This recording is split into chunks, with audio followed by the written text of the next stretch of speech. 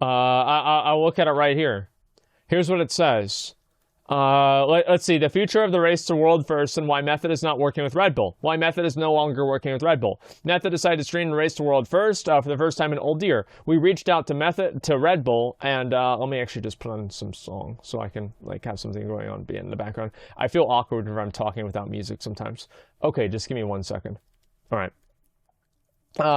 Method decided to stream the race to world first for the first time in Old Year. We reached out to Red Bull and brought them on to sponsor the event and provide a venue. The Old Year World First race was a huge success. Over 6 million unique devices tuned in, and overall 10 million viewer hours were accumulated. In comparison, this is more than twice the viewer hours of Overwatch League playoffs in 2018. Well, that's because nobody cares about Overwatch League. Red Bull saw the magnitude of Race to the World First, and wait, what is this? Race to World First, okay. And decided that they wanted to own and operate the event themselves. After Old Year, they started pushing us to have the Race to World First streamed on Red Bull's Twitch channel. We, of course, rejected for many reasons, including, most importantly, we see long-term damage of handing off the 14-year community to run World First competition through a third-party corporation. Only the community and Blizzard themselves should have ownership over the World First race. And also because Method had no partnership nor had received any direct compensation from Red Bull. The Race to World First live stream channel was the only way to interact with the viewers and to bring on sponsors. If we handed off the live stream to Red Bull, then we wouldn't be able to compensate the players that compete in the Race to World First. So,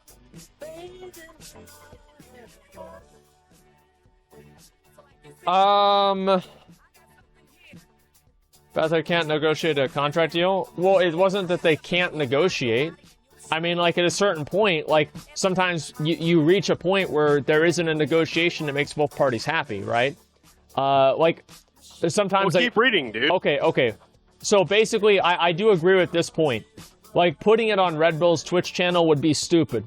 The Twitch channel that Red Bull does it, there's no reason to do this. It brings in no unique viewers, it's bad, and whoever is making decisions over at Red Bull doesn't understand viewer behavior, and them trying to have this as a selling point, they're wasting the company's money by trying to do that.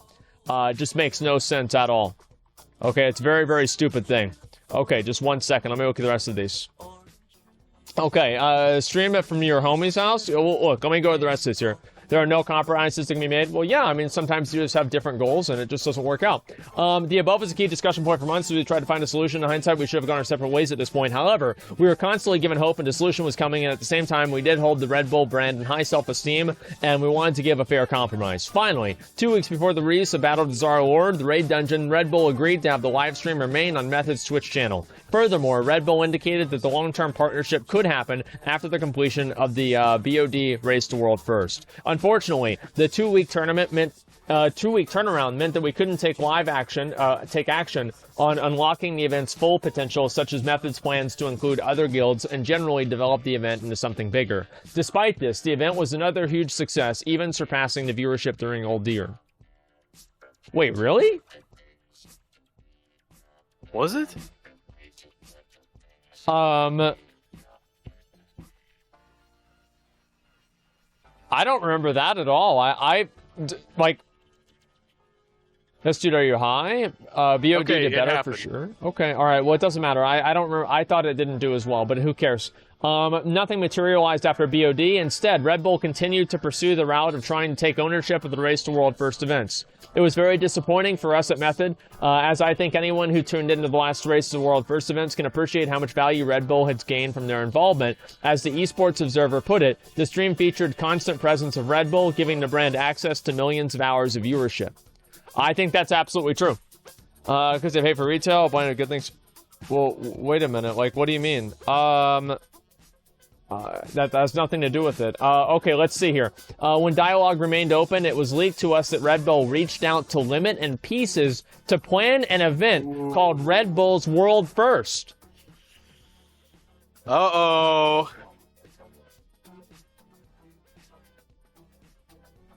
Oh, no. I don't know who those guys are, but oh no, dude. Look at that face, dude. Oh shit. That guy's pissed. That guy's so mad. Like, I don't even know what the hell he's mad about, but I know he's mad. Okay, Dota 2 casters. Yeah, I have no idea. Okay, so let's go with the rest of these.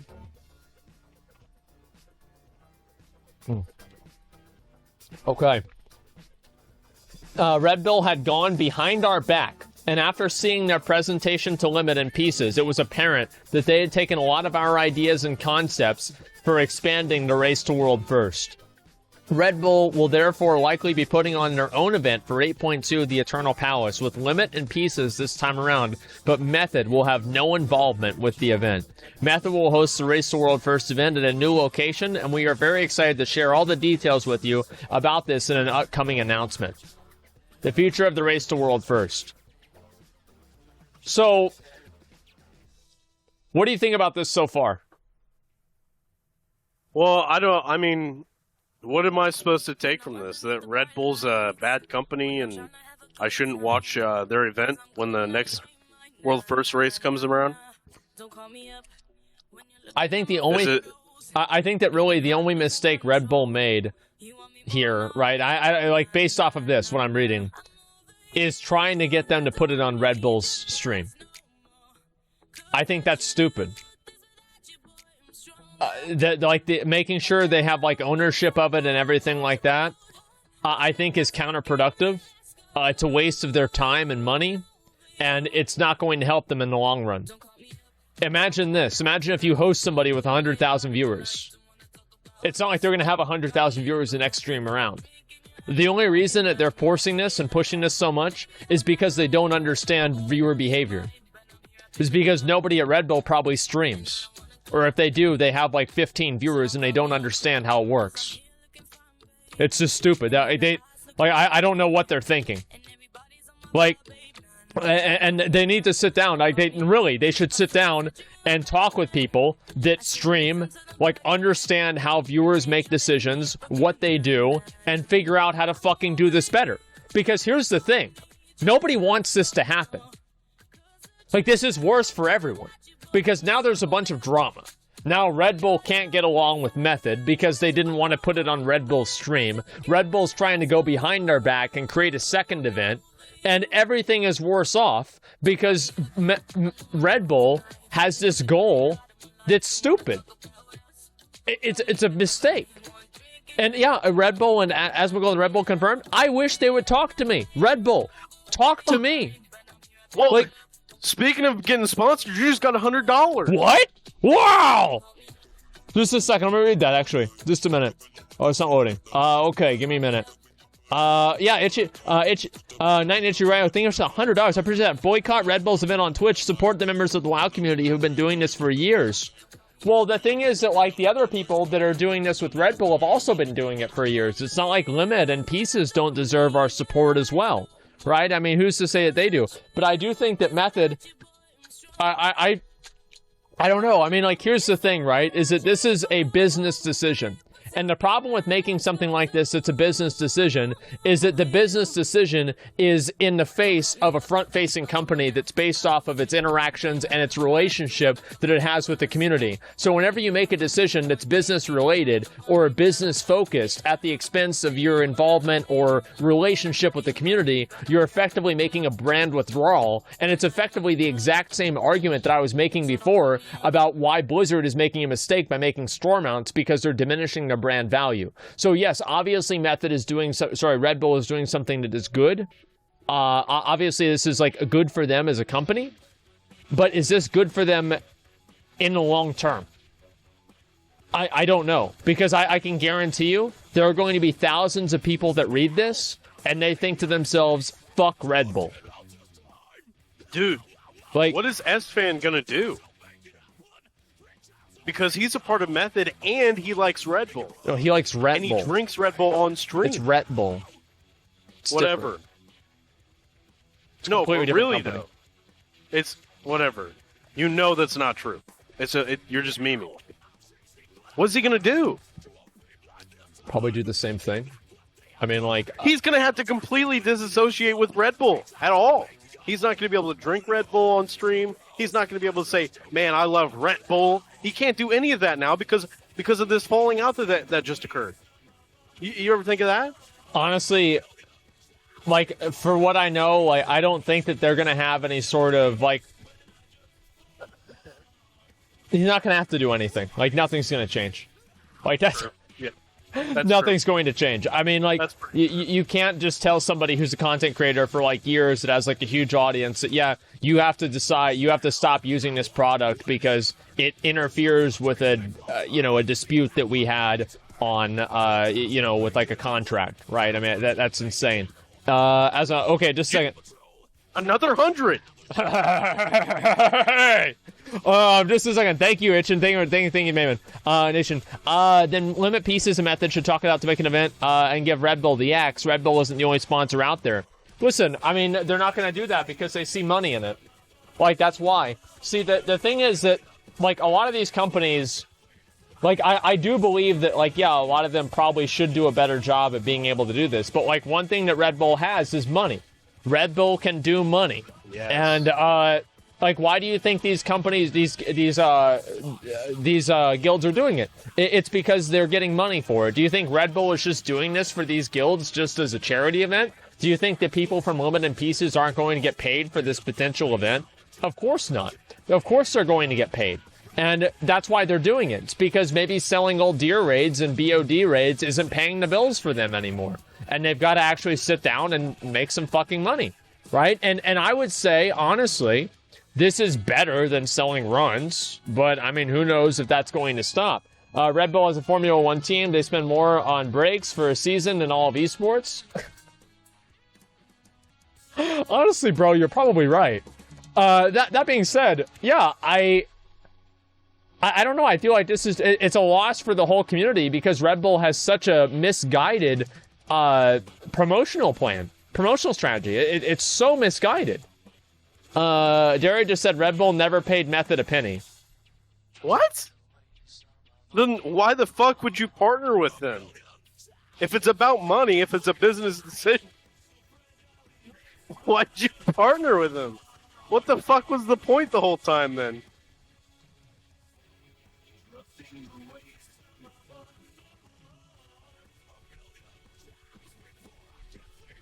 What is this, dude?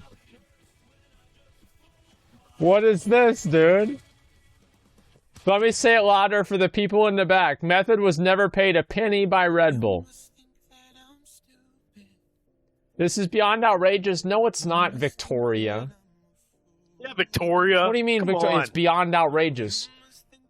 They had a contractual agreement that they both agreed to. Now, this is assuming that Method didn't like, oh yeah, we're gonna pay you $100 grand, and then Method's like, where's the money? They're like, what do you mean, dude? What are you talking about, dude? What money, bro? What money thing, bro? No. $50. This is a contractual agreement that came together that was reached by two different parties. Like, what the fuck do you mean? Like, they agreed to that. It's not lost. Red Bull sponsor to increase their venue, utilizing Method's reach, taking over that reach and thinking it'll actually work is bullshit. Red Bull is a scummy company that risks lives. I don't know about that, man. They said, It risks lives. yeah, give me a fucking break, dude. The call sponsors with free Red Bull marketing. Yeah, I don't understand. Why did they take the... I don't know. I mean, you'd have to talk to, like, Sko and, Derry and them and figure out, like, why this was a good deal. But whenever I see that, they branded this thing with an entirely a Red Bull thing, and then it ended up not happening. So what did they really gain from the organization from having all of the players together? I think that they jumped the gun on that personally, and here's why. Basically, I don't know, maybe I'm just backseat quarterbacking here, okay? But it seems to me like it probably would have been a safer decision for them to do it remotely on the first race and not involve a sponsor. Because that means that they would have more to sell and they'd have a higher sale value of doing that, right? And they would come into it independently rather than being supported by somebody else. Like that's just what I thought. So like, for example, like whenever we did our first tournament, we didn't have any sponsors. The prize money, I put that money up myself. I paid for that. And why is that? Because that means that now we have much more negotiating power if we want to sell the tournament to somebody later on, right? Like, and tally. You're right. No, actually, again, hearts up, hearts in the chat, hammers up. That's what I was about to say. Hammers up to Tally for contributing too. And I like that. Hearts up, dude. Hearts up. Hearts up in the chat. Yeah, hearts up in the chat. All right. Okay. It's not that bad. So yeah, I mean, like, I'd have to look at like the individual contract and like, it's like I'm assuming they're telling the truth here, right? I don't think that they would make I mean, this is obviously a coordinated social media effort by Method to talk about this issue. So it seems like they would not make a coordinated social media effort to lie about a contract that they had with Red Bull. I'm going to rule that out. Now, it could happen, but I doubt it very strongly. Let's see here. Red Bull Scamas? No, we don't really know about that. So what else did he say in his post? Let's go back and we will take a look at the post, okay? We got a little bit derailed there. Aren't you the leader of Method? No, I'm not. You should have companies sponsor your transmog contests and everything. Ooh. Can I what? Here's a little insider tip, okay? If you are looking to get sponsored by someone that understands internet culture and Twitch stuff and shit like that, it's Wendy's. It's Wendy's. Not a lot of people know that. It's Wendy's. You should get in contact with them. There's actually something I've been planning on doing, sponsoring, but I'm going to be probably sponsoring this with my own money. I'm not sure really if we're going to take it to the next level. There's basically 2 stages of this, and I can't talk about the second stage right now, but the first stage is I'm going to commission somebody that I have in mind to actually create art for people that win the transmog compositions in the, in the event, and then maybe do it for either the top 3 or just the top person that wins the tournament. Right, and I'm going to commission that and then have it done for those people, right? So we can, build up the community and everything like that. And it's not really a whole lot of money, and it's like something that I think would be really special and it would make things more exciting. Why don't you become a sponsor instead? Because you need to have a product that you're selling in order to sponsor somebody else. Like, what product am I selling? There's only so far, like perceived clout can get you. Anyway, let me go back to this, okay? Would stock options and Red Bull count as payment? Absolutely. Yeah, I would consider that payment. Is it payment or consideration? I don't know. You'd have to ask a lawyer. But it's absolutely some sort of compensation. Yeah, I would say so. Sell your bathwater. That's a good idea. Here's 100 towards the next tournament. If you want to fatten up that pot some more, let me know. Thank you very much, Nice, and I appreciate that, man. Thank you. Listen, like, if you're a sponsor and you want to be featured in our next tournament, let me know. Please. And we'll talk. We'll do anything. Almost. Right? I mean, like, what if the next tournament that we did, we got enough sponsors to where we could have a $20,000 pot? Oh my God. Yeah. Yeah, I think we could do that. So, yeah, I mean, absolutely. I mean, and that's... See, like, the meetings that I've been having, like, whenever I tell you guys I'm very busy... I got 252 whenever Red Bull got sued, saying that they'll give you wings. Ready to pitchforks, boys. Yeah, I don't know about that, dude. I think that was stupid, but, it is what it is. Have you tried Dark Berry Dr. Pepper? It's absolutely amazing. So is Vanilla Float. I only have the originals, man. I got timed out for 2 months because of Ocean Man song Copy Pasta. I'm sorry. Please forgive me. Mini disc. Let me just look right now, okay? I really don't want to fuck with somebody's logs right now, but, we'll go ahead and I'll look at you just to make sure that that's not anything bad. Yeah, you spammed it, let's say, like 10 times. That's a little bit too much, man. Okay, let's go. Oh, you're so annoying. What? Like, you're such an annoying person. Like, look at this here. Just a second.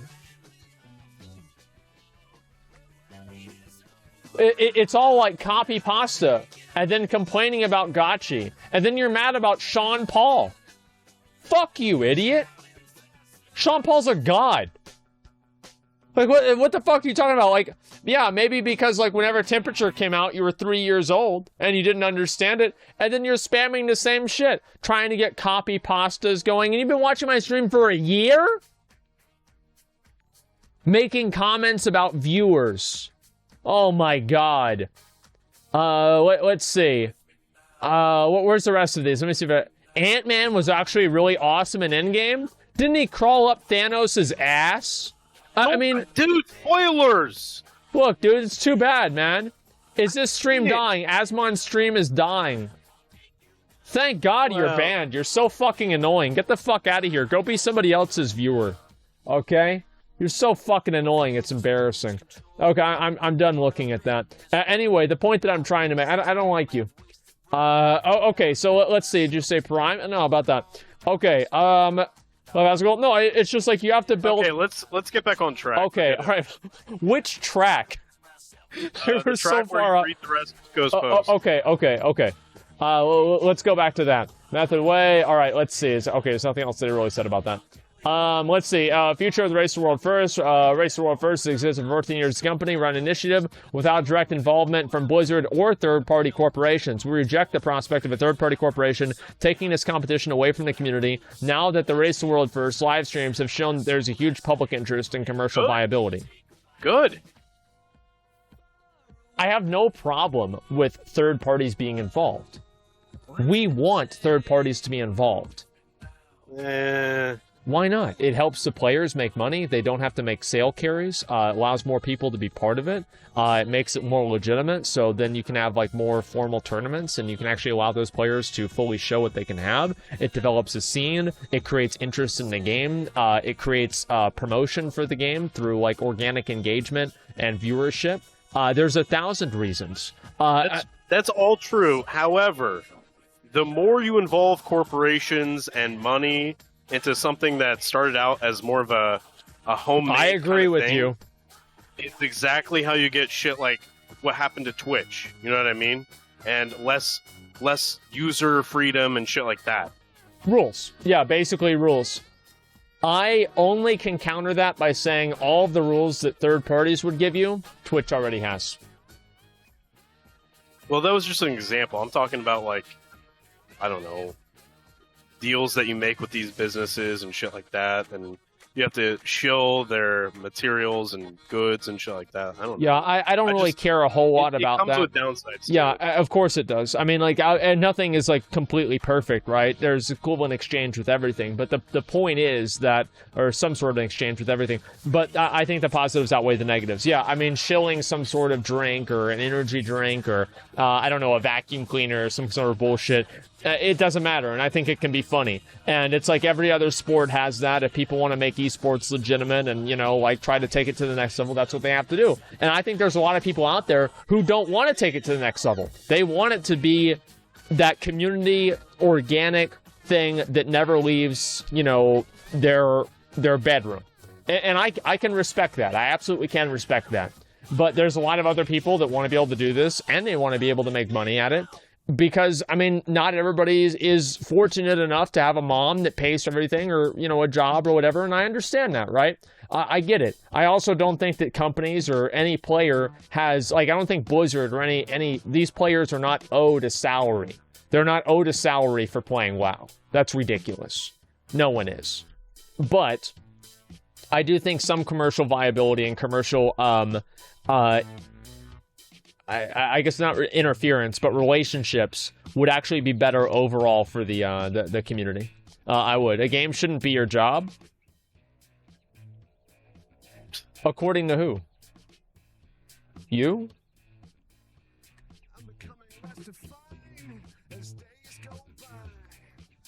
Blown the fuck out. Like, I don't even know what to say. Like, I mean, yeah, according to who? His entertainer is his job. It doesn't matter. Like, it's not about playing the game. It's about entertaining people while you're playing the game. It's not. It's like, it's not that simple. Anyway, I don't want to keep getting off into these tangents. The point that I'm trying to make is I'm completely okay with third parties being involved, so long as that it doesn't sanitize the event to a point where it's not an organic community event anymore. And I also don't like it whenever it kind of it becomes overbearing. Right, I can get that, yes, obviously Redbull or whatever is sponsoring an event, but if you're shilling it every 5 seconds, I do think that that takes away from the enjoyment of the event from the audience, right? Basically, spending my Amazon buying Twitch is bad. I didn't say it was bad. Nobody said it was bad. Okay, let's go over here. Imagine winning a keyboard if you win a DPS contest. As I said, Cliff, I have a lot of plans, okay? And these are things that, you know, we'll see what happens, okay? Let's go back to the rest of this, okay? I want to finish this and go back to the yeah, right. Okay? The Race to World First is uniquely positioned that it requires limited external involvement. The competition can be considered similar to the concept of games done quick. It's a race through PvE content, effectively PvE esports. If we consider how differently a standard esports tournament is run, for example, a CSGO tournament, it requires the tournament organizer to create and enforce a rule set, create brackets, and administer the referee, each match, and so on. The Race to World First is unique that it requires none of that. You're actually right. Like, this is actually completely true. You don't need a governing body for the Race to World First. You just simply need it to exist. Like, that's it. That's actually very, very true, what he's saying. Allowing a third-party corporation to take ownership of the Race to World First is conflicting with the interests of the guilds that compete in the race. Okay, this is going to be a hard sell. I don't really know. I don't know if I'm sold on this yet. The goal of a third-party corporation is to promote their brand as much as possible. Well, yeah, but for money. Like, okay, let's keep going. Less incentive to bring on other sponsors as it dilutes the brand exposure. This is very, very true. Very, very true. Run the event at the lowest cost possible while also owning... Well, running the event at the lowest cost possible is not necessarily bad, but generally I can see why he's trying to say that. I can see the point that he's trying to make.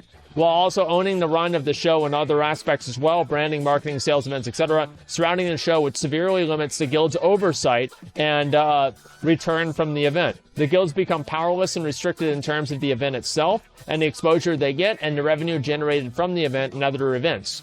This all has a direct impact on how the long-term raiding scene develops from here on out.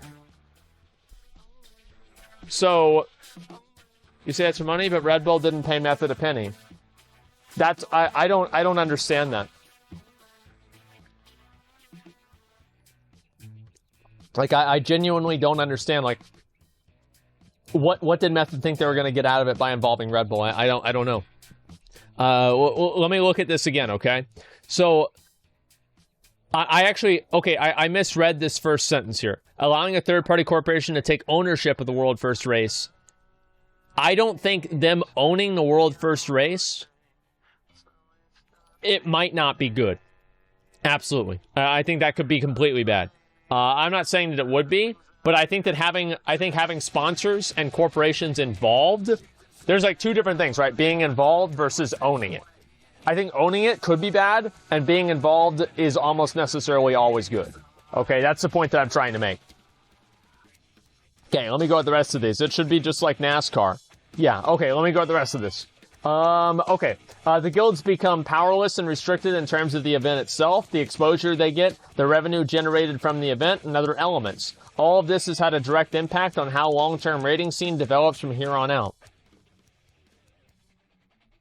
Okay.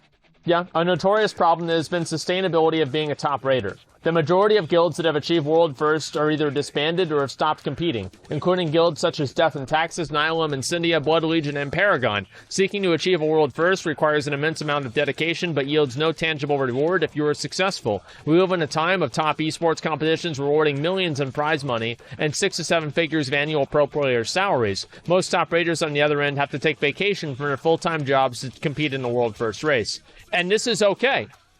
Like, Blizzard doesn't owe them a salary for competing in the World First race. There's no commandment written by God that says that people that compete in the World First race should expect to be able to do that and be able to make a profit off of it or be able to do it freely. There's nothing that ever said that. It's completely players came up with this. This is a completely organic thing. He's just stating that though. No, I understand that. Yeah, it's just sustainability. It is a problem, but I don't think this is a problem that... You know how you solve this problem? Is you have sponsors for the event. That's how you solve the problem. That's the only way you can do it. And even then, you probably wouldn't even be able to because of how... Like, you have to sponsor the event, and there's like 25 people you have to pay. So you're cutting the amount of money that people are making by so many different ways. I don't know if it would ever even be worth it. But let's look at the rest of this, okay? The past 2 Race to World First events have achieved numbers similar to CSGO major tournaments. For multiple weekends of the LCS, these events are massive, and their value should be realized by the guilds involved.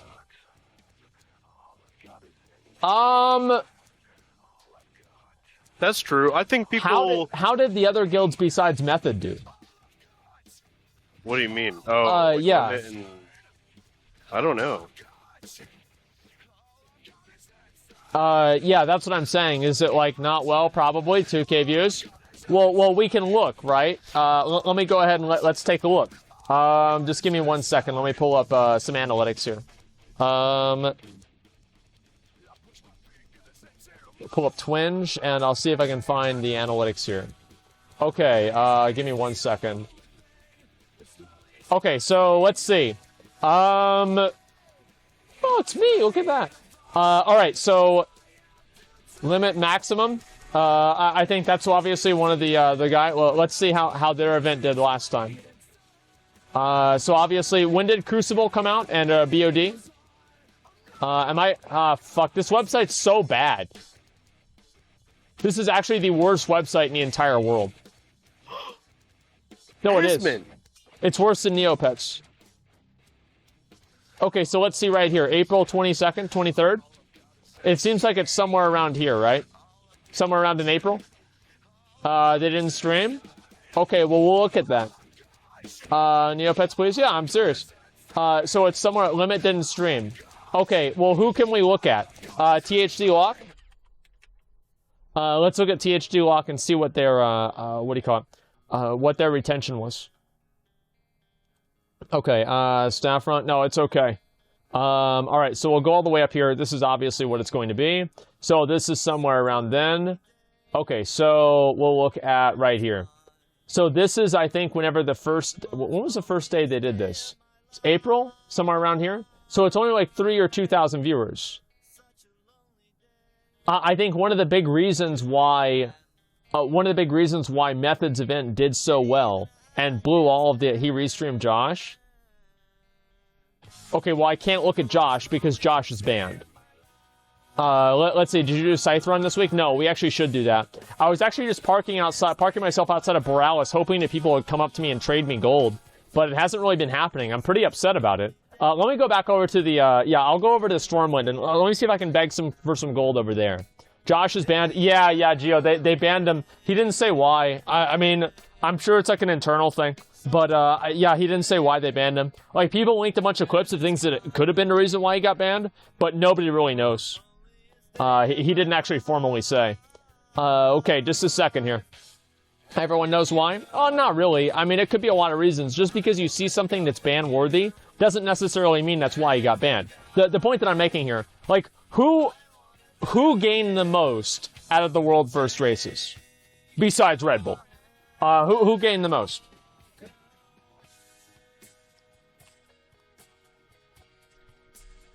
Josh did. Those streams put him on the map.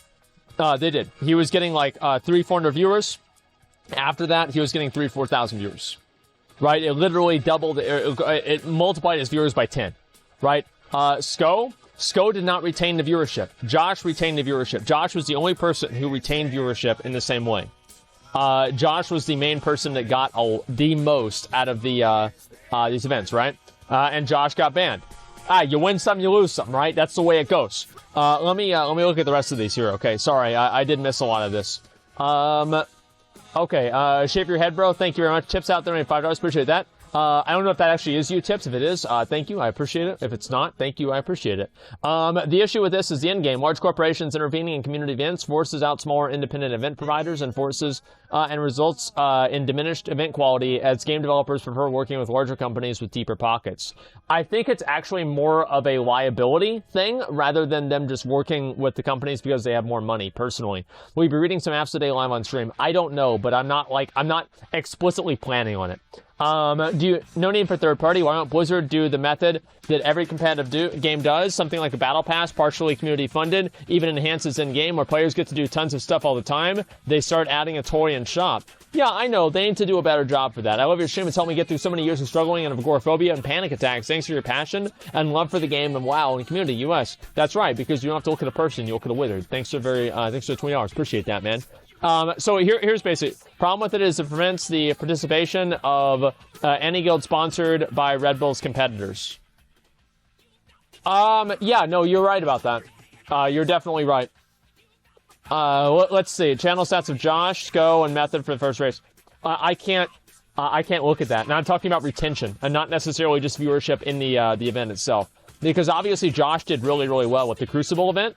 But if you looked at like his viewership in the Crucible event and you compared it to the overall viewership of the world first race for BOD, it was much lower.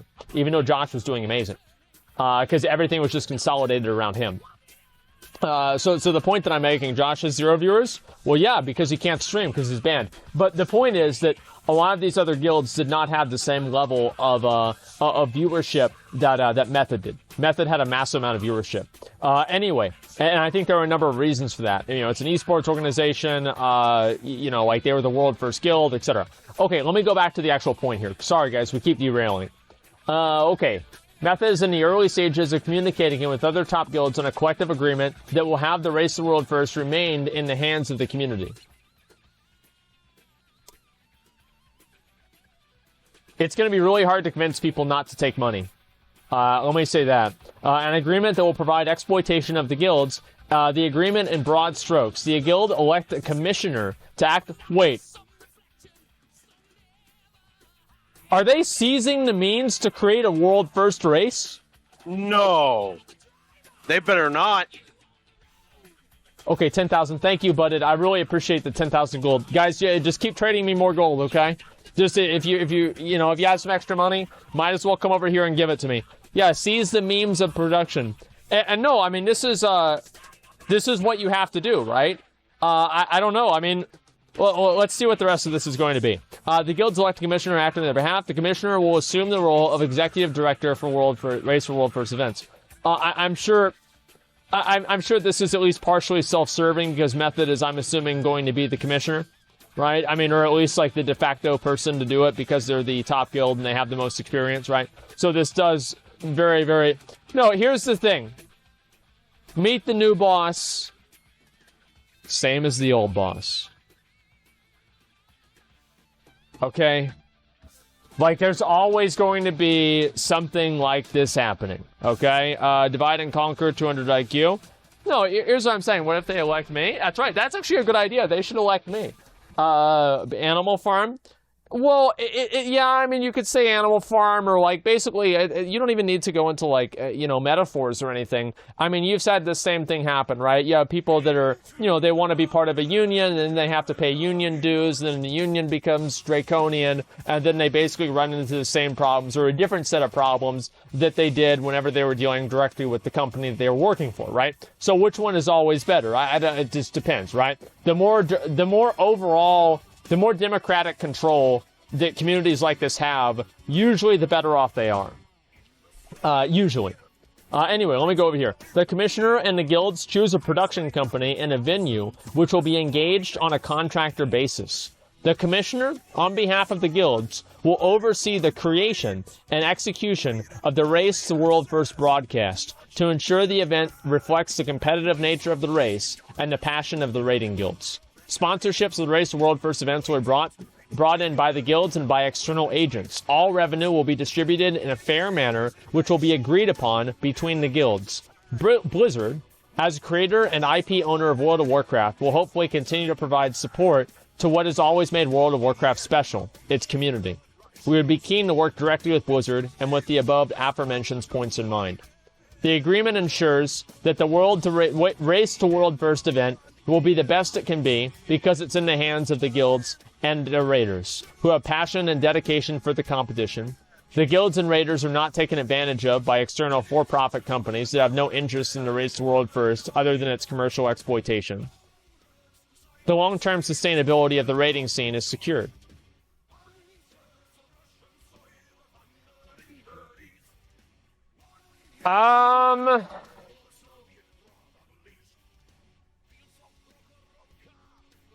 What do you think about this, McConnell?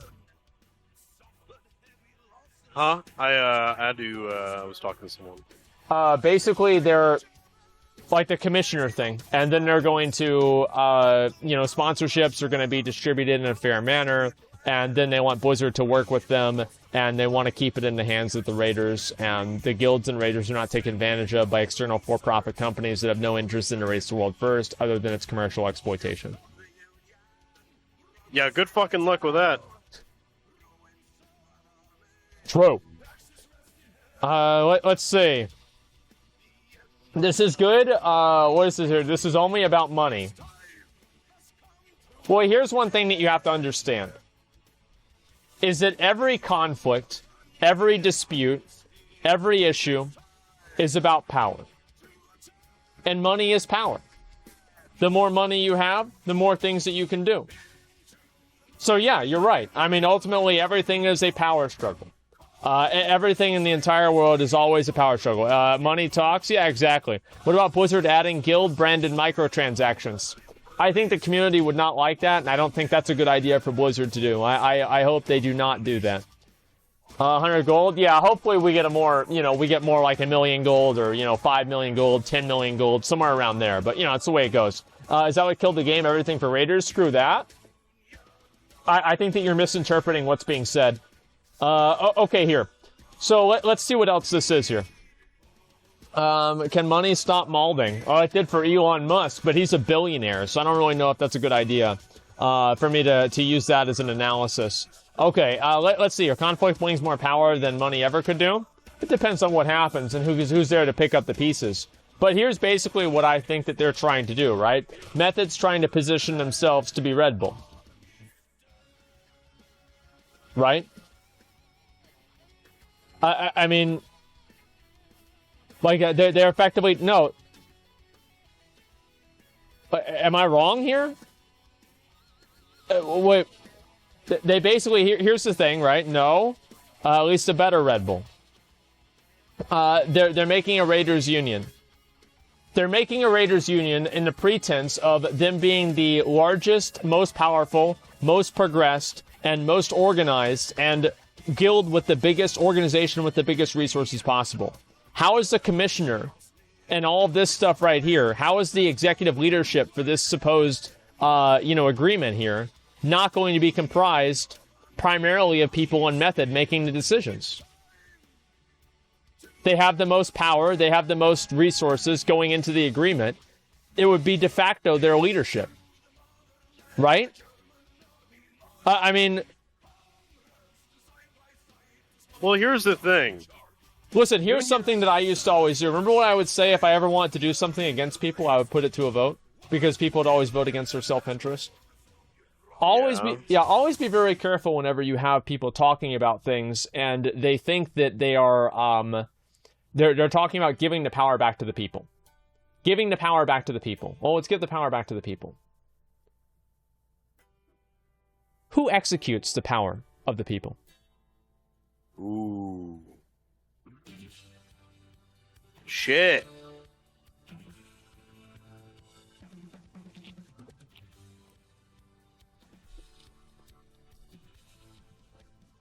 Method's role in the race to world first. And this right here is their resume for rationalizing themselves being in charge of this part here. So let me read it. I can already tell.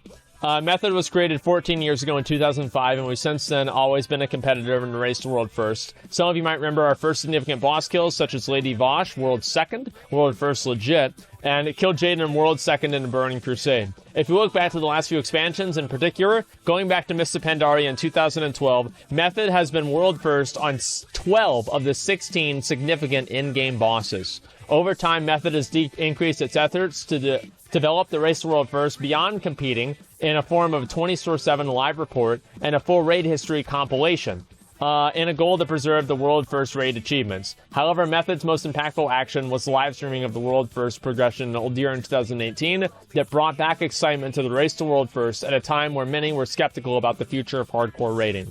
Yeah, that's true.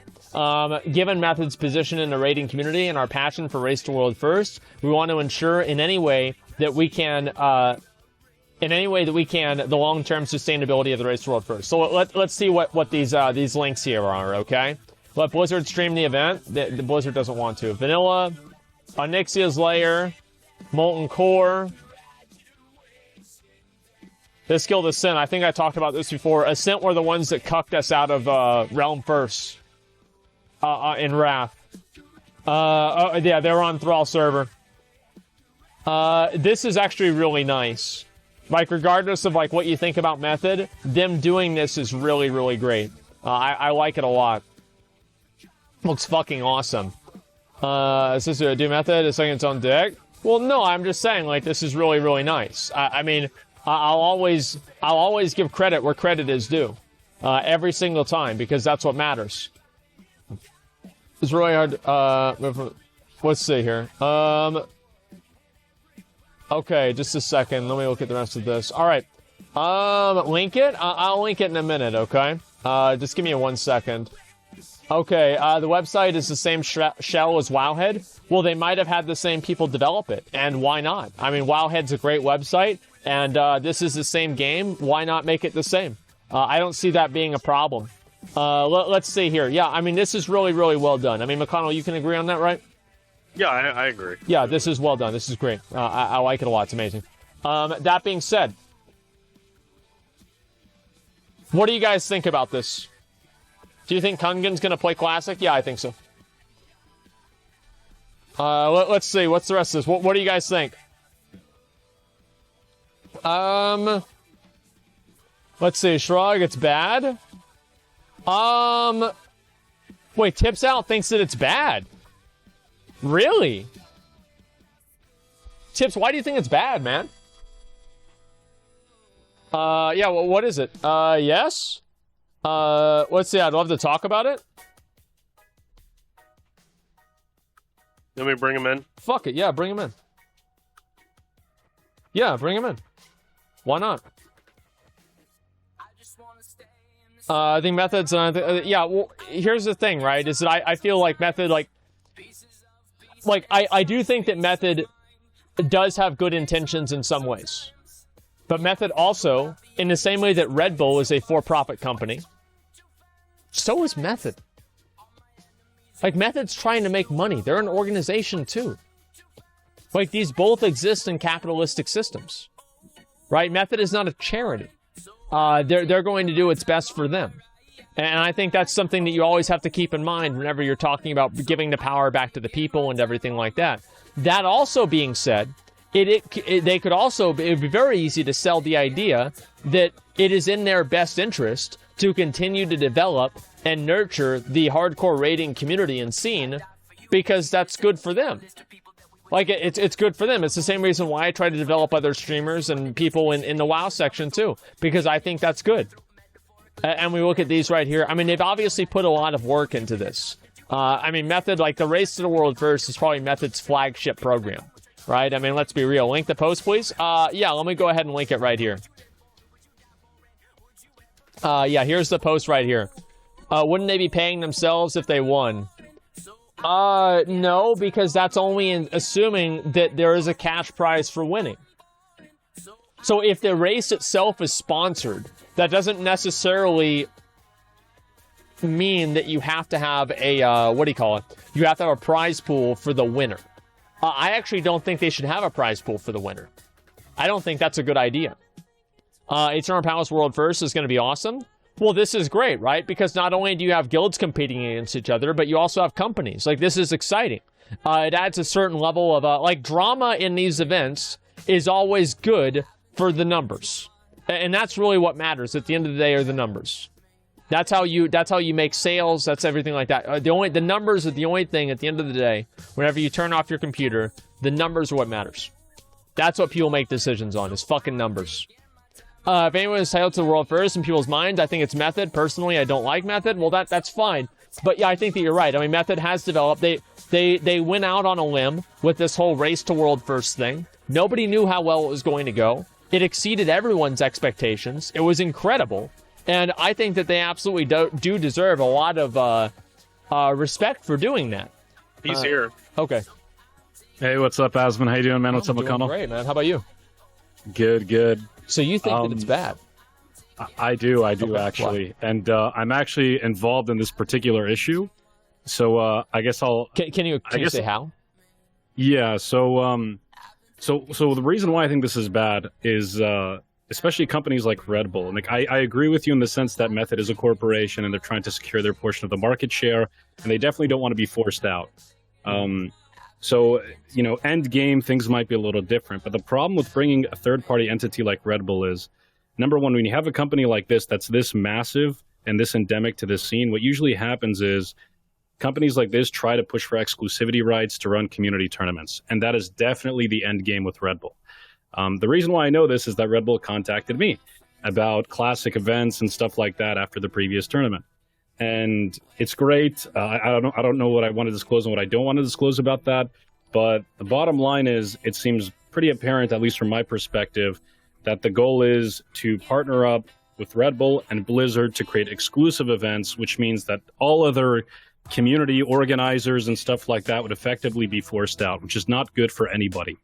So they're trying to create opinion. a monopoly. I believe so, yes. Now, again, this is alleged and stuff like that, but I think that's what's happening. And, and ultimately, monopolies obviously mean diminished quality. And I'll give you an example of how it means diminished quality. Every ISP. Yeah, exactly. Well, Yeah. specific to this event, Red Bull contacted me to come out to their World First event. And I haven't played BFA since August of last year. I have no idea what's going on in the rating scene. I've casted a couple of events in the classic scene, but by no means am I even remotely qualified to have any kind of like I can't host a world first race, dude. I don't know how to play the game, Yeah. So it's like, and I told them that. I said, are you sure? Like, am I really, I told them, I'm like, look, I haven't played the game in like a year. I mean, I can come out and do it. And they're like, yeah, don't worry about it. Everything's going to be fine.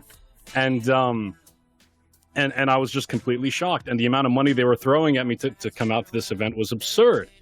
And ultimately, I think that's what it comes down to. And that's all private, right? I mean, I'm just assuming that's all private. Yeah. Okay. I don't know what to disclose and what not to disclose. I don't think sure. no one with any sense would. Yeah, thank you, man.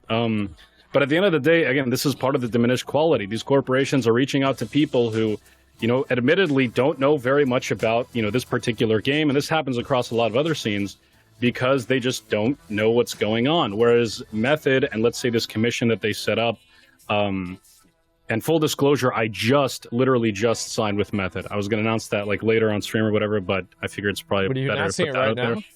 I guess it's just to be transparent, dude. Oh, wow.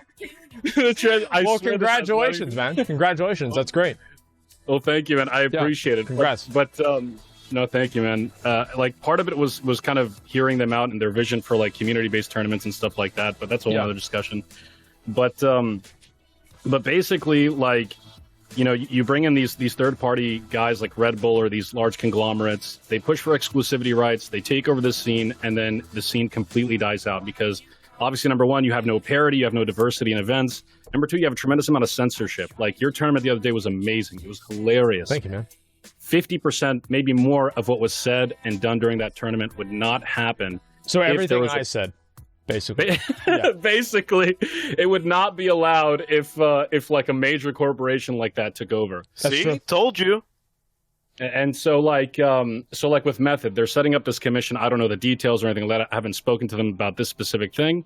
But from what it sounds like, at least there's representation. And I'm sure these guilds will hire lawyers for themselves to kind of make sure this collective bargaining agreement at least is in their favor. They're allowed to exit whenever they want to. So there will always be some kind of diversity. If the guilds don't like it, hopefully they can pick up and leave, host their own event. That's fine. It's great for the community to host as many of its events as it wants to. But once you bring in the giants, the big boys that can just force everyone out with one paycheck, that's when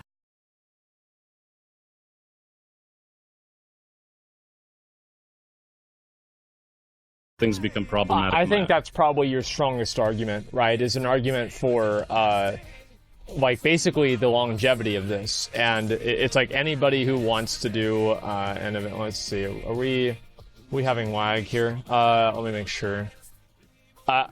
Sorry, guys. I think we might have been getting DDoS by Red Bull. Actually, I can't say that. We're not getting DDoS by Red Bull. It's a joke. Yeah, no, anyway, like, the point that I'm making, right, is that I think this is a matter of self-preservation. And I think that the self-preservation argument that you're making is probably the strongest one in my mind, right? Is that even if Method might have ulterior motives, the idea is that siding with someone that doesn't necessarily edge you out later on in the future, right? With, like, you know, like, potentially, like, exclusivity, etc., that could be really bad. And I think that would also be bad for the community in general. Because generally what happens, I feel like, with monopolies, like, what also happens with monopolies is they get lazy. Mm-hmm. So whenever you have the monopoly on basically the tournament rights for a game, it doesn't matter if your tournament's very good or not. Because if people are going to want to watch a tournament, they have to watch you. That's it. Get Scribe in a call. Who is Scribe with Method? I'm not 100% sure.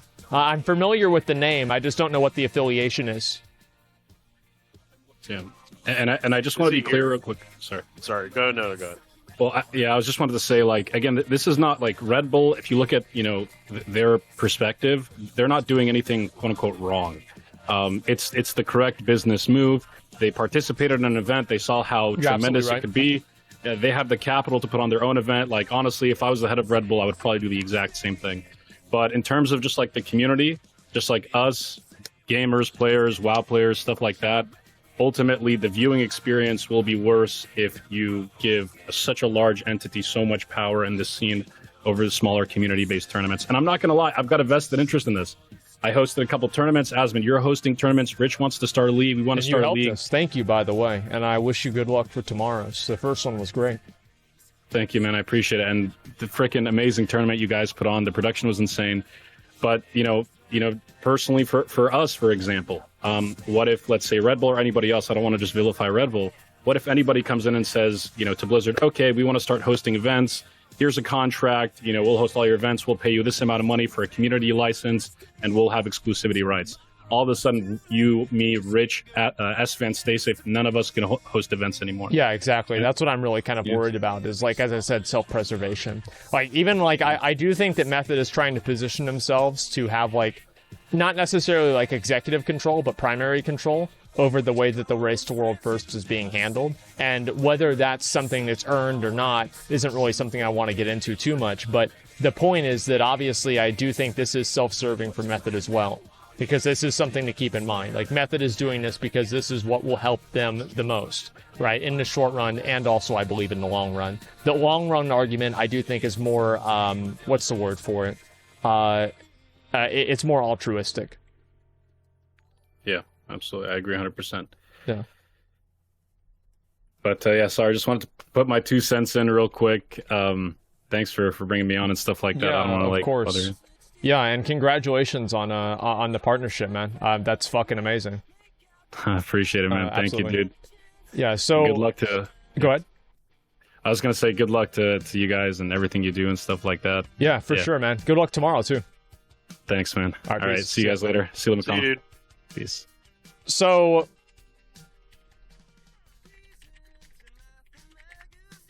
I might actually have something really juicy. What? Something really, really juicy.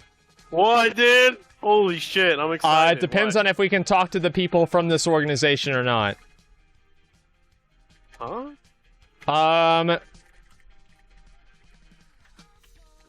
What do you mean? I'm trying to figure this out, okay, guys? Be very... Yeah, okay, so we can get Scribe in here and have him explain, if you want to do that. That's fine with me. Hey, good morning. Let's see. Asmongold... No, it's not about that. I'm trying to see... Okay, It's Wendy's? You didn't get Wendy's, did you? No, it has to do, actually, with, Can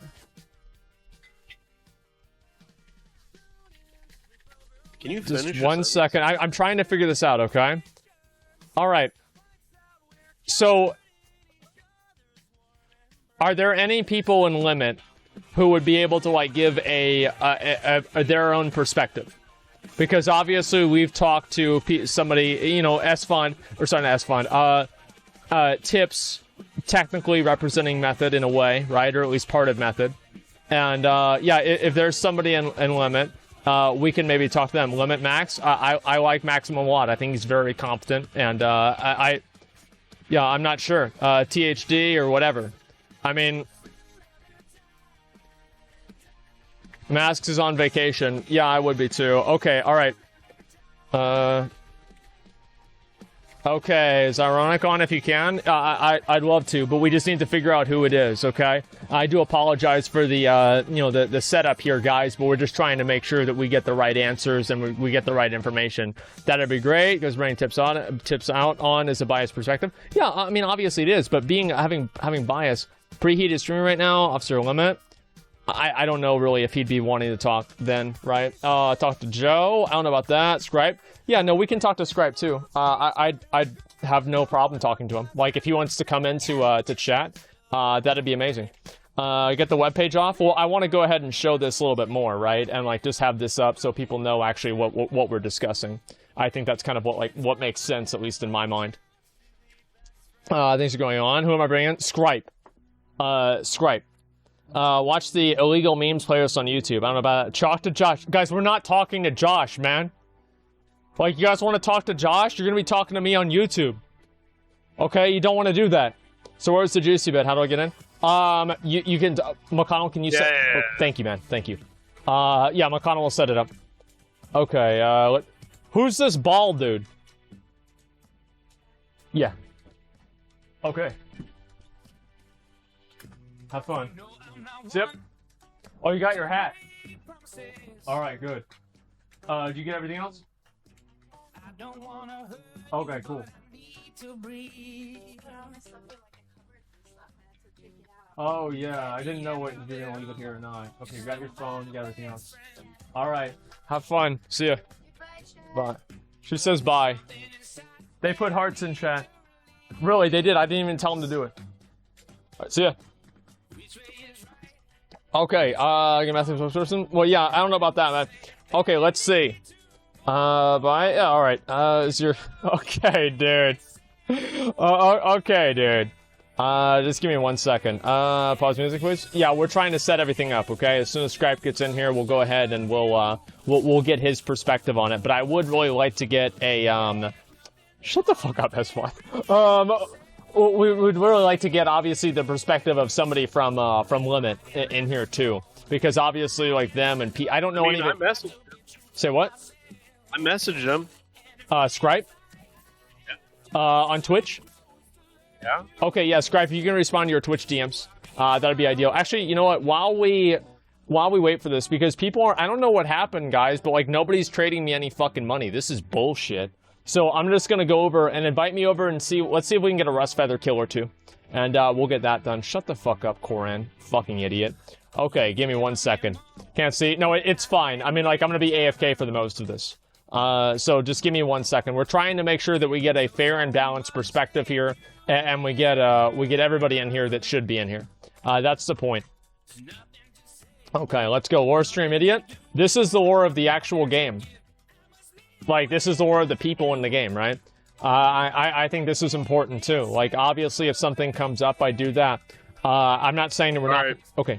Here you go. Have a good talk. All right. Hello? Hey, what's up, man? Hey, dude. So, What's up? Not much. So there's a lot of shit going on, huh? Yeah, I didn't actually expect it when I opened your stream. I just wanted to look what you're doing, and then suddenly you're talking about Method. Yeah. Well, obviously, Yeah. Sco put out the announcement, and, you know, some other people in Method kind of echoed the sentiments and everything. One thing that I want to ask right now, like, why the fuck did you guys go with Redbull if they didn't pay you any money in Old Year?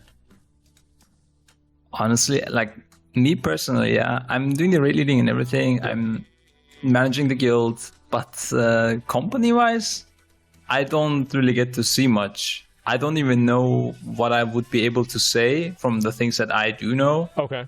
Because, like, you know, there's privacy stuff and shit like that. Of course. Sko was saying you could get him in if you want. Okay. And he can explain his point of view.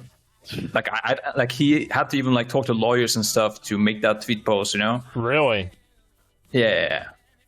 It's not that simple. So like I'm scared what to say. Like I might say something and then I don't know. He's It's not good. Wait, I can link him to Discord, I guess. Yeah. Sure. Yeah, sure. Why not? I wonder what he will say here as well. Yeah, I'll be curious. I mean, why the fuck not? Let's do it. Yeah, dude. Man, I was laying in bed. Yeah? You guys made me get to my PC. I'm surprised you didn't were laying in bed. I thought you had to farm AP. Yeah. Oh, true. How dare I? Yeah. Yeah, dude, slacking off and it's a raid leader? Oh, man. Dude, I was even outside today for like 2 hours, yeah? Whoa. Saw the sun since like 1.5 weeks. Man, you guys are going casual after COS? Dude, that sucks. Yeah, it was... Yeah? Well, look, man, I actually, like, the way that I look at this is that it seems disappointing, at least from my perspective, right? And we'll talk about this whenever Sko gets in here. But my perspective is that it's really disappointing that this happened, period. Right? Because it seems to me like the main contention here is having the event on Red Bull's gym. Right? Outside of that, I think that people, you know, this is absolutely something that could be, okay. Can you,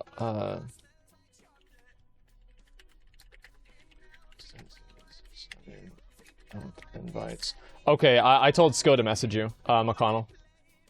Okay. But yeah, he did just message me. And so, yeah, they're going to be able to come on and talk about the event. Yeah, he's going to be coming.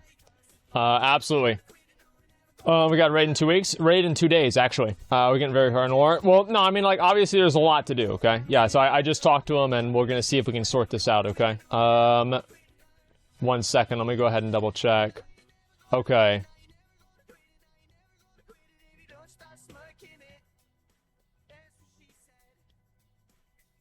Sorry, I was reading something. Okay, we're good. You're the manager from Asmongold? Yes, I'm the manager of Asmongold. Method Joe. I don't know about that, dude. But here's the thing, right? Is that the whole idea... By the way, can somebody invite me to a group to where I can kill Rust Feather? Because I'm trying to get this mount, man. And it's not really going too well right now. Play some Classic. Oh, you want me to go AFK and Ironforge over there instead of Ironforge over here? It's about the same thing. We're gonna stream. Your host Asmongold. Well, yeah. I mean, I can host. I can host events. I did the political podcast. So I was part of hosting that, right? I mean, I'd say it would go pretty well. In general. Oh, there it is. Mount God. Here we go.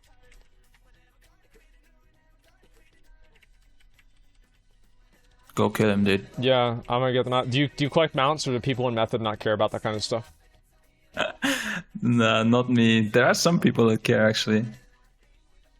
I'm surprised. It seems like if you're like, I remember whenever I was like more serious about like raiding and everything, like never like Method level, but I was just like, you know, raiding occasionally, right? Or like more often.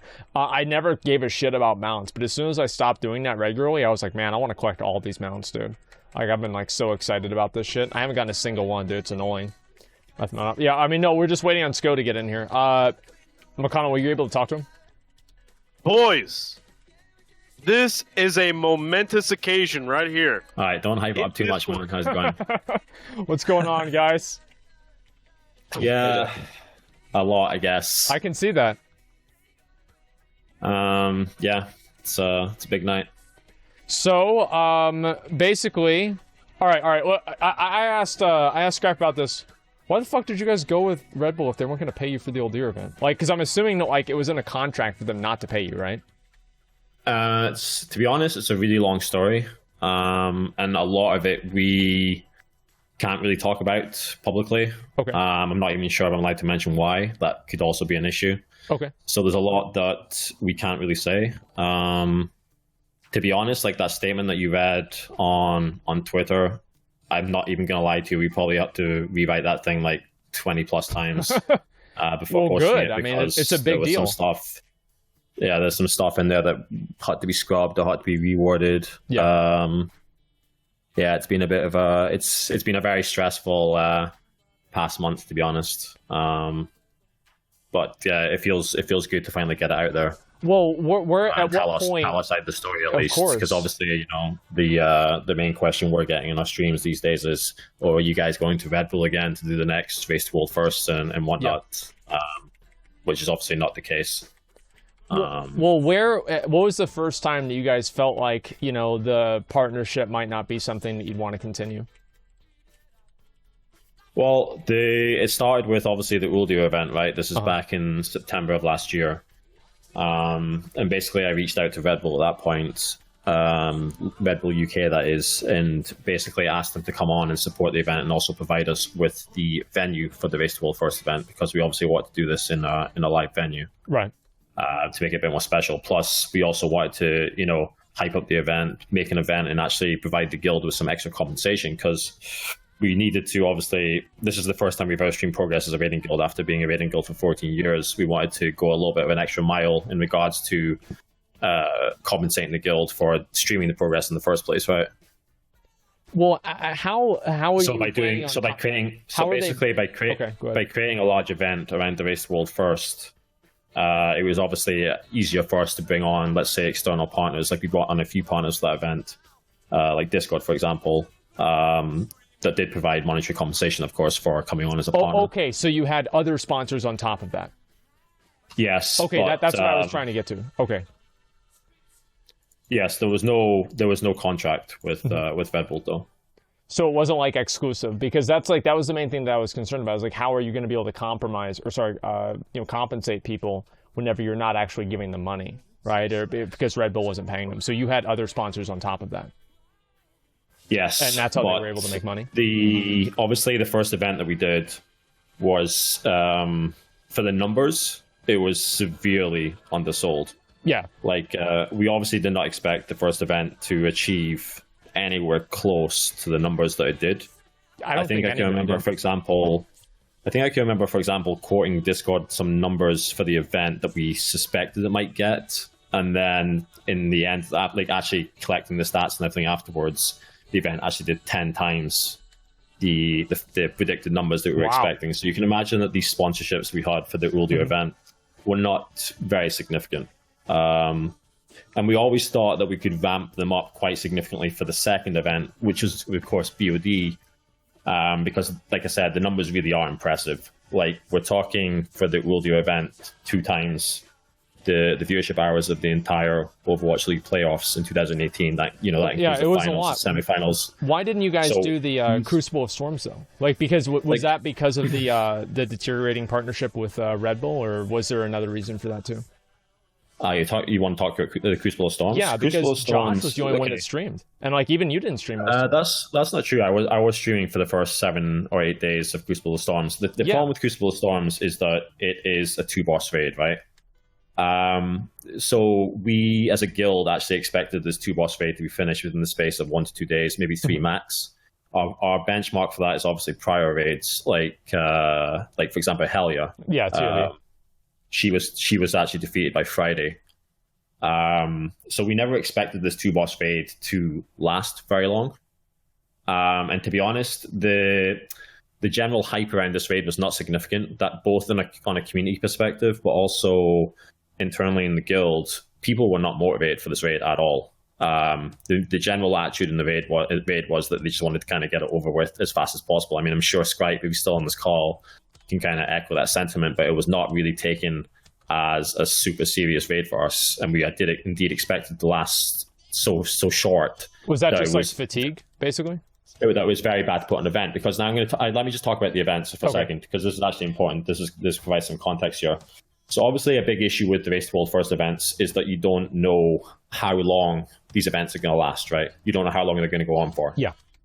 Now, generally, when it comes to a major raid tier like BOD or Uldio, or, for example, the Eternal Palace that's coming up, we have a rough idea that this event probably is going to last at least, let's say, 8 days. Because if the event's tuned properly, generally what happens is you get to the last boss, then you get that extra clear of the reset for the extra gear, and then you're finally able to, overcome that last hurdle that is the last boss. Normally by that time as well, Blizzard may have made some tuning. Well, that's mistakes. what happened with Gahoon and also with Jaina, right? Exactly. Both yeah, exactly. Yeah. So I could tell you right now that we're expecting, the Eternal Palace to probably last, let's say, 8 to 9 days max, right? However, when it comes to the 2 boss raids, like I said, we really expected this to be something that was going to be a thing of a couple of days or so.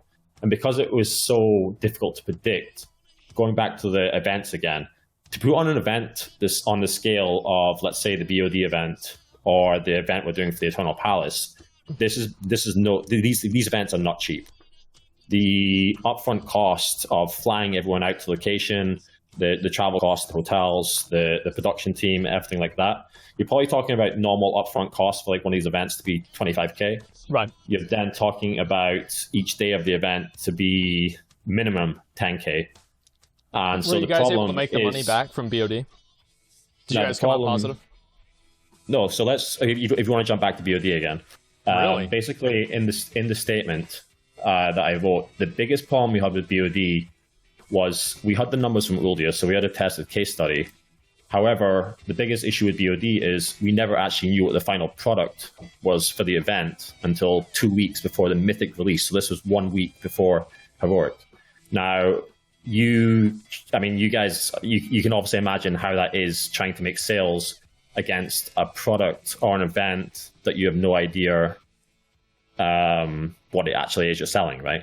Like we can't being on Red Bull's channel, I think is the weirdest thing, right? And so that was like a really big point of contention with Red Bull, is they really wanted to have the event on their channel. Am I right and that's the reason. This is the Red Bull going on their channel was the main reason why this event was so delayed in getting finalized, because after Uldia, as I wrote again in the statement, it became a discussion with Red Bull that they basically wanted to move the event onto their channel, taking it off the Meta channel, of course. And that was obviously, like I wrote some of the reasons in my statement as why we couldn't do that. There's some other stuff as well, but like I said, I can only say so much. But basically, that was the main point of contention. They wanted it on their channel. We obviously had very good reasons for not wanting that to happen. And that's what caused the delay in terms of finalizing what the product was for BOD. And I can tell you that Christmas and that New Year period of going back and forth in terms of trying to finalize the BOD event with Red Bull was extremely stressful. Like, it kept feeling as if we were achieving ground, then all of a sudden we weren't achieving ground. Like there was like hope every now and then in terms of the way the conversation was developing. And then we kind of found ourselves in a really difficult situation where we'd invested so much time, energy into trying to work this solution out with Red Bull, because we really did want to work with Red Bull. We held Red Bull in as a brand. It's like a brand that you aspire to work with. It's a brand that most of you guys probably hold in very high esteem. It's like a brand you want to be associated with, right? So maybe that was 100%. By the way, I think that's definitely maybe some naivety on my part as well, because we have Sasha in this call as well. Sasha is one of the other guys in Method, and he at that point actually was telling me that no, we need to move away at this point. We need to do something else. And it was kind of my fault, I think, in that regard, where I was like, nah, I'm sure we can work something out with Red Bull, because there was always this premise the whole way along that there was going to be this partnership with Red Bull, like a Method Red Bull partnership that was going to lead to like the long-term future of these events, and growing out the Race to World first in the way that we imagined. However, how did you imagine it? Well, exactly like as I kind of wrote in my statement, the plan was to eventually grow the Race to World. We actually wanted to do this for BOD already, to include other guilds and grow out the Race to World first into a bigger concept. The problem is that we had no time again. Like we can't do anything with only knowing 2 weeks before the event again that's the situation. Like, we definitely should have cut ties after the Uldia event, shortly after the Uldia event, and shortly after realizing what Red Bull was really wanting to do internally. However, we kept obviously believing in the hope that there was another way around this problem, and we kind of just left it too late. That there was no other option for us to either do the event online, or take an absolute massive financial hit, or do the event obviously, or just trying to keep hoping that we were going to do the event with Red Bull. Did they pay you guys for BOD? No, there was no monetary compensation provided to Method for BOD. Was there any other compensation that individual members that were there at the studio got? No. The deal. Actually, I don't know. I don't know if I can talk. If I can talk about the deal. Can I talk about the deal, Sasha, on this one or not? Well, there was no contract in place, so I think it's fine. If we have to be a little bit careful here what we say legally, like Scott said. But obviously, Redbull sponsored the event, meaning they helped with the cost for the event, right? Right. What we're saying is they didn't directly compensate the players. One second, by the way. I actually see people in chat typing. No, that's the lawyer. Yeah. That's actually go ahead, Sasha. No, I'm actually not the lawyer. I'm just one of the. So Scott and I, we used to raid together, and I helped building up Method as an organization. So I'm just, you could say, co-owner of the organization, Method. Oh, okay, so what you're saying is that you probably won't say anything wrong. Well, that's the thing, because that's why I'm saying we have to rewrite the statement so many times and whatnot. Because I mean, let's just put it this way. I mean, even on this, because obviously Red Bull's such a big company, if you on the smallest thing, they can obviously I mean, they have a huge amount of legal power, might, so to speak. Yeah, so that's why I was a little bit skeptical, even if I should call on this call in the first place. But I do feel as if when I was listening to you tell the audience what your thoughts were on the statement, I did kind of feel like I didn't really agree with what what you're saying. Yeah, I do want to get to that. Go ahead.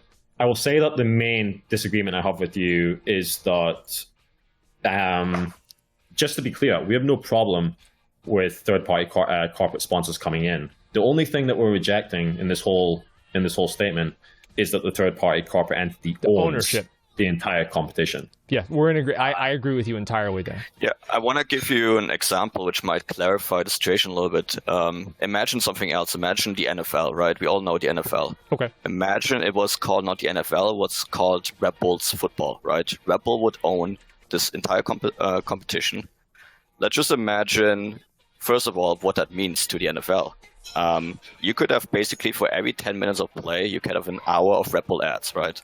I mean, they have full control over it. They can do whatever they want. Another problem is in terms of the money that it makes, the way that players and teams are compensated. Imagine the NFL, for example, would make $10 billion a year, right? And right now, let's say in the NFL, let's say $8 billion of that goes to the teams and players. Now, Red Bull owns the event all of a sudden. They would say, well, why would $8 billion go to the teams of players and just $2 billion to us? Why don't we change it up a little bit and $9 billion goes to Red Bull and only $1 billion goes to the players and teams, right? They think that's fair. The point that we're trying to make is this is a reality that we're possibly looking at here with the Race to World First. If Red Bull owns the entire event, they can do whatever they want with it. They can compensate anyone or not compensate anyone in whatever manner they want. That is what we're trying to prevent, because the reality is that we have in video games is there is one owner of the game, which is Blizzard. If Red Bull assumes ownership over the Race to World First, Blizzard could technically enable them and say, yeah, that's all fine. And then we are all at the mercy of Red Bull entirely. That's my main concern, and I think that was probably my strongest argument for what you guys were saying, is and that's purely an argument of self-preservation. So we obviously did this like classic dueling tournament a couple of days ago, and the idea that we wouldn't be able to distribute tournaments and do community-run tournaments if Red Bull was basically the de facto, not even de facto, like the established people that are, doing these tournaments, that's obviously very bad for us. Everybody should be able to do do tournaments in a community and not just have it all based around one company. I mean, I think almost everyone would agree with that.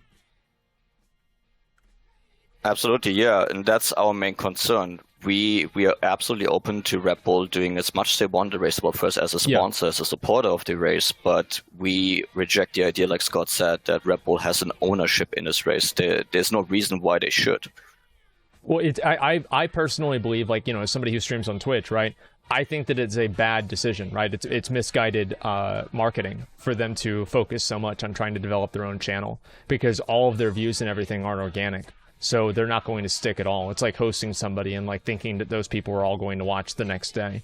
It's a very bad idea, and there's plenty of other cases of it not working as well, and you see it every single day. So if somebody thinks that's actually going to work at Red Bull, I think they really should sit down and start talking to people that are, creators on Twitch and streamers and see like what they say, because it does seem like it's very, very misguided.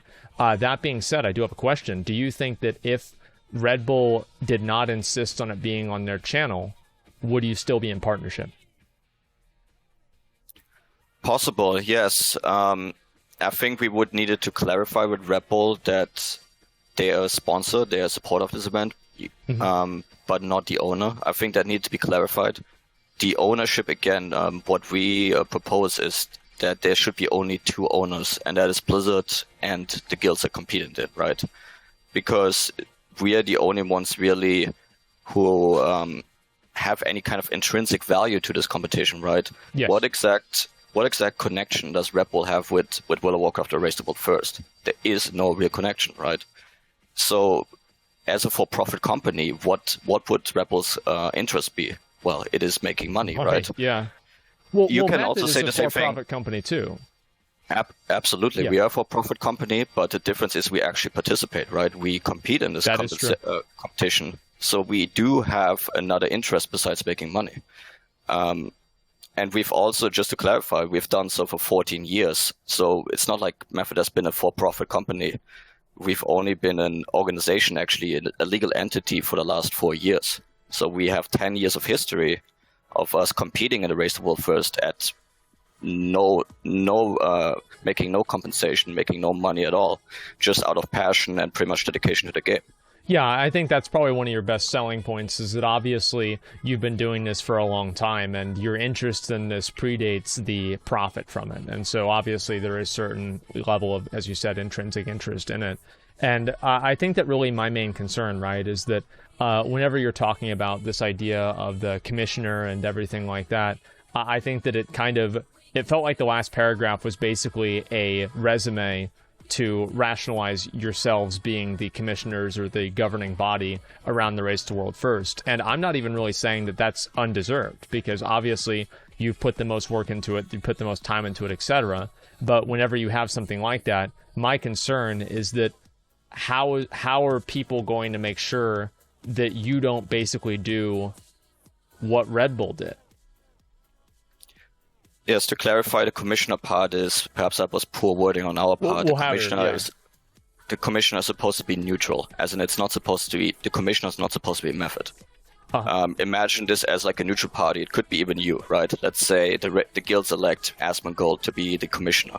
God help This is you not guys. supposed to be. Yeah, this is not supposed to be a commissioner that's employed or that's even Method. Of course, there might need to be like a temporary solution, like Method has already done this race 2 times. Perhaps for the next one, Method would need to do quite a lot of the heavy lifting, but long term, we're talking about the next years, 10 years, whatever. Yeah. This is supposed to be a neutral party, so the commissioner is supposed to be a neutral person, not directly affiliated with any of the guilds. Okay. I mean, I think that my main concern is like how are these the money? How's the money going to be distributed? And I think that you guys probably don't even have the answers to that yet, because it's all very it's all hypothetical basically. And so I understand that you probably don't have the answers to all of that, but in general, I could see a lot of concern being like, how are actually people going to be compensated on a real level, right? Not just like kind of hypotheticals, but what are people really going to get out of the event? What could this actually bring to the community? Yeah, what's quite important here is to look at the viewership of the Race to World First, right? Again, we made comparisons to the Overwatch League playoffs or to a CSGO major even. The event is very big, and if you have an event of that scale, there is a lot of possibility to create sponsorship revenue. So what we think, it is very possible that, similar to other esports titles, that a lot of the players could do this for a full-time living if we have our construct. Like I said, and like Scott said in the statement as well, you have League of Legends players. There's probably, I made a tweet about this reason, there's probably over 1,000 League of Legends players who play League of Legends for a living. So they make their living entirely from playing League of Legends professionally. Mm-hmm. So if you see that number of over 1,000 players who are able to make a living from a game, it's not such a far stretch that maybe, let's say, 100 World of Warcraft players in the Race to World First could make a living. And 100 players, that would equate to about 5 guilds. I don't know. Yeah. I mean, I'm kind of skeptical about that, because, I mean, with League of Legends, you're distributing a sponsorship and you're I guess, like, spreading it out over like maybe I think like 5 or 6 or 7 people. But in WoW, I mean, if you have a whole raiding team, you've got 20 people. You've got to spread that sponsorship money across. Like, does every single person in Method even do all? I mean, like you've even said that like many of them have jobs now, which implies that obviously they're not full-time players to begin with. So I don't really think that you're ever going to get to a point where you can take a sponsorship. And this is also independent of streaming. I think the only way that somebody can, you know, for sure be okay with like being a, you know, a professional WoW player exclusively is if they also stream, because I just can't really see the amount of sponsorship money somebody could get through this event. Because also the thing with the Race to World First is that it's very inconsistent. It's not like this is something that happens Monday through Friday. It happens, well, you know, on that topic again, just let me know, how much do you think the Race to the World First is worth in terms of sponsorships? That's a good question. Let's see, you said 10 million viewer hours? Correct, was yeah. that the number? Shit. Say $1 million. I'd say more than 1 million. I think you'd be very surprised as to how much sponsorship revenue should be coming in for these events if the event is properly planned and sales are properly made against the events. Think about this. A revenue split with the guilds, which should be pretty substantial, actually, in reality. Mm-hmm. Esports is sometimes a little bit underestimated. Think about it. Think about on a scale of a small sport, right? Let's say football in a small country. Let's say in Poland, right? I can tell you there's still probably 18 teams or so in Poland that have full-time professional players, all of them, right? And the football team generally also has about like 20 players or so with substitutes. Right. So if you think a small sport in a small country can have so many players do a full-time living out of their profession, if you then look at the Race to World First, 6 million unique devices tuned into the Race to World First. That's probably a lot more than most sports league get in terms of viewership in a small country, way more in fact. So if it's possible for them to have hundreds of players in the small sports league to do this full time, you would be surprised how easy it would actually be for, let's say, at least 3, 4, maybe 5 guilds to make a full-time living out of the Race to World First in a fairly short time span. Well, let's get one thing out of the way too, is that the reason why obviously the World First race was doing so well, the reason why your numbers were so high was because of Method. If you have another guild, I don't want to go ahead and name any specific guild, but let's just say you have another guild come in and they don't have the same name recognition as Method, they're going to be bringing in a draw that's maybe 5% of what Method is going to bring in. And we were actually just looking before this, we were looking at the numbers that, you know, other guilds had brought in for COS and then also for Battle of Dazar Lore, and both of them were substantially lower than Method. So I think really the concern would be if those other guilds would really see any sort of meaningful compensation. And also, how would you be able to determine the value that they add to the organization and to the event? Because obviously it's not going to be a 1-to-1 ratio with the amount of value that Method adds. Yeah, so I mean, I can tell you that one idea we were floating around. This is like we're still in the very early stages of trying to develop how this concept would look like. Mm-hmm. But one idea we were floating around was that there would be one 24-hour stream. So basically, there would be one venue, let's say in NA, one venue in Europe. Those two feeds would go into one feed, and there would be a 24/7 stream. And this stream would, have all the talent on it. It would have like all the guilds on it, and this same 24-hour feed would be broadcast across all the guilds' Twitch channels. So like twitch.tv/limit, twitch.tv/exorcist, twitch.tv/method, and then obviously the fans can choose which stream they want to tune into and support. How did you do sponsorship money though? Like, because that the event, basically the guilds or the other parties involved in this could bring in sales against the event, and the revenue would be split. So the sales would be individually based. It wouldn't be like group negotiations.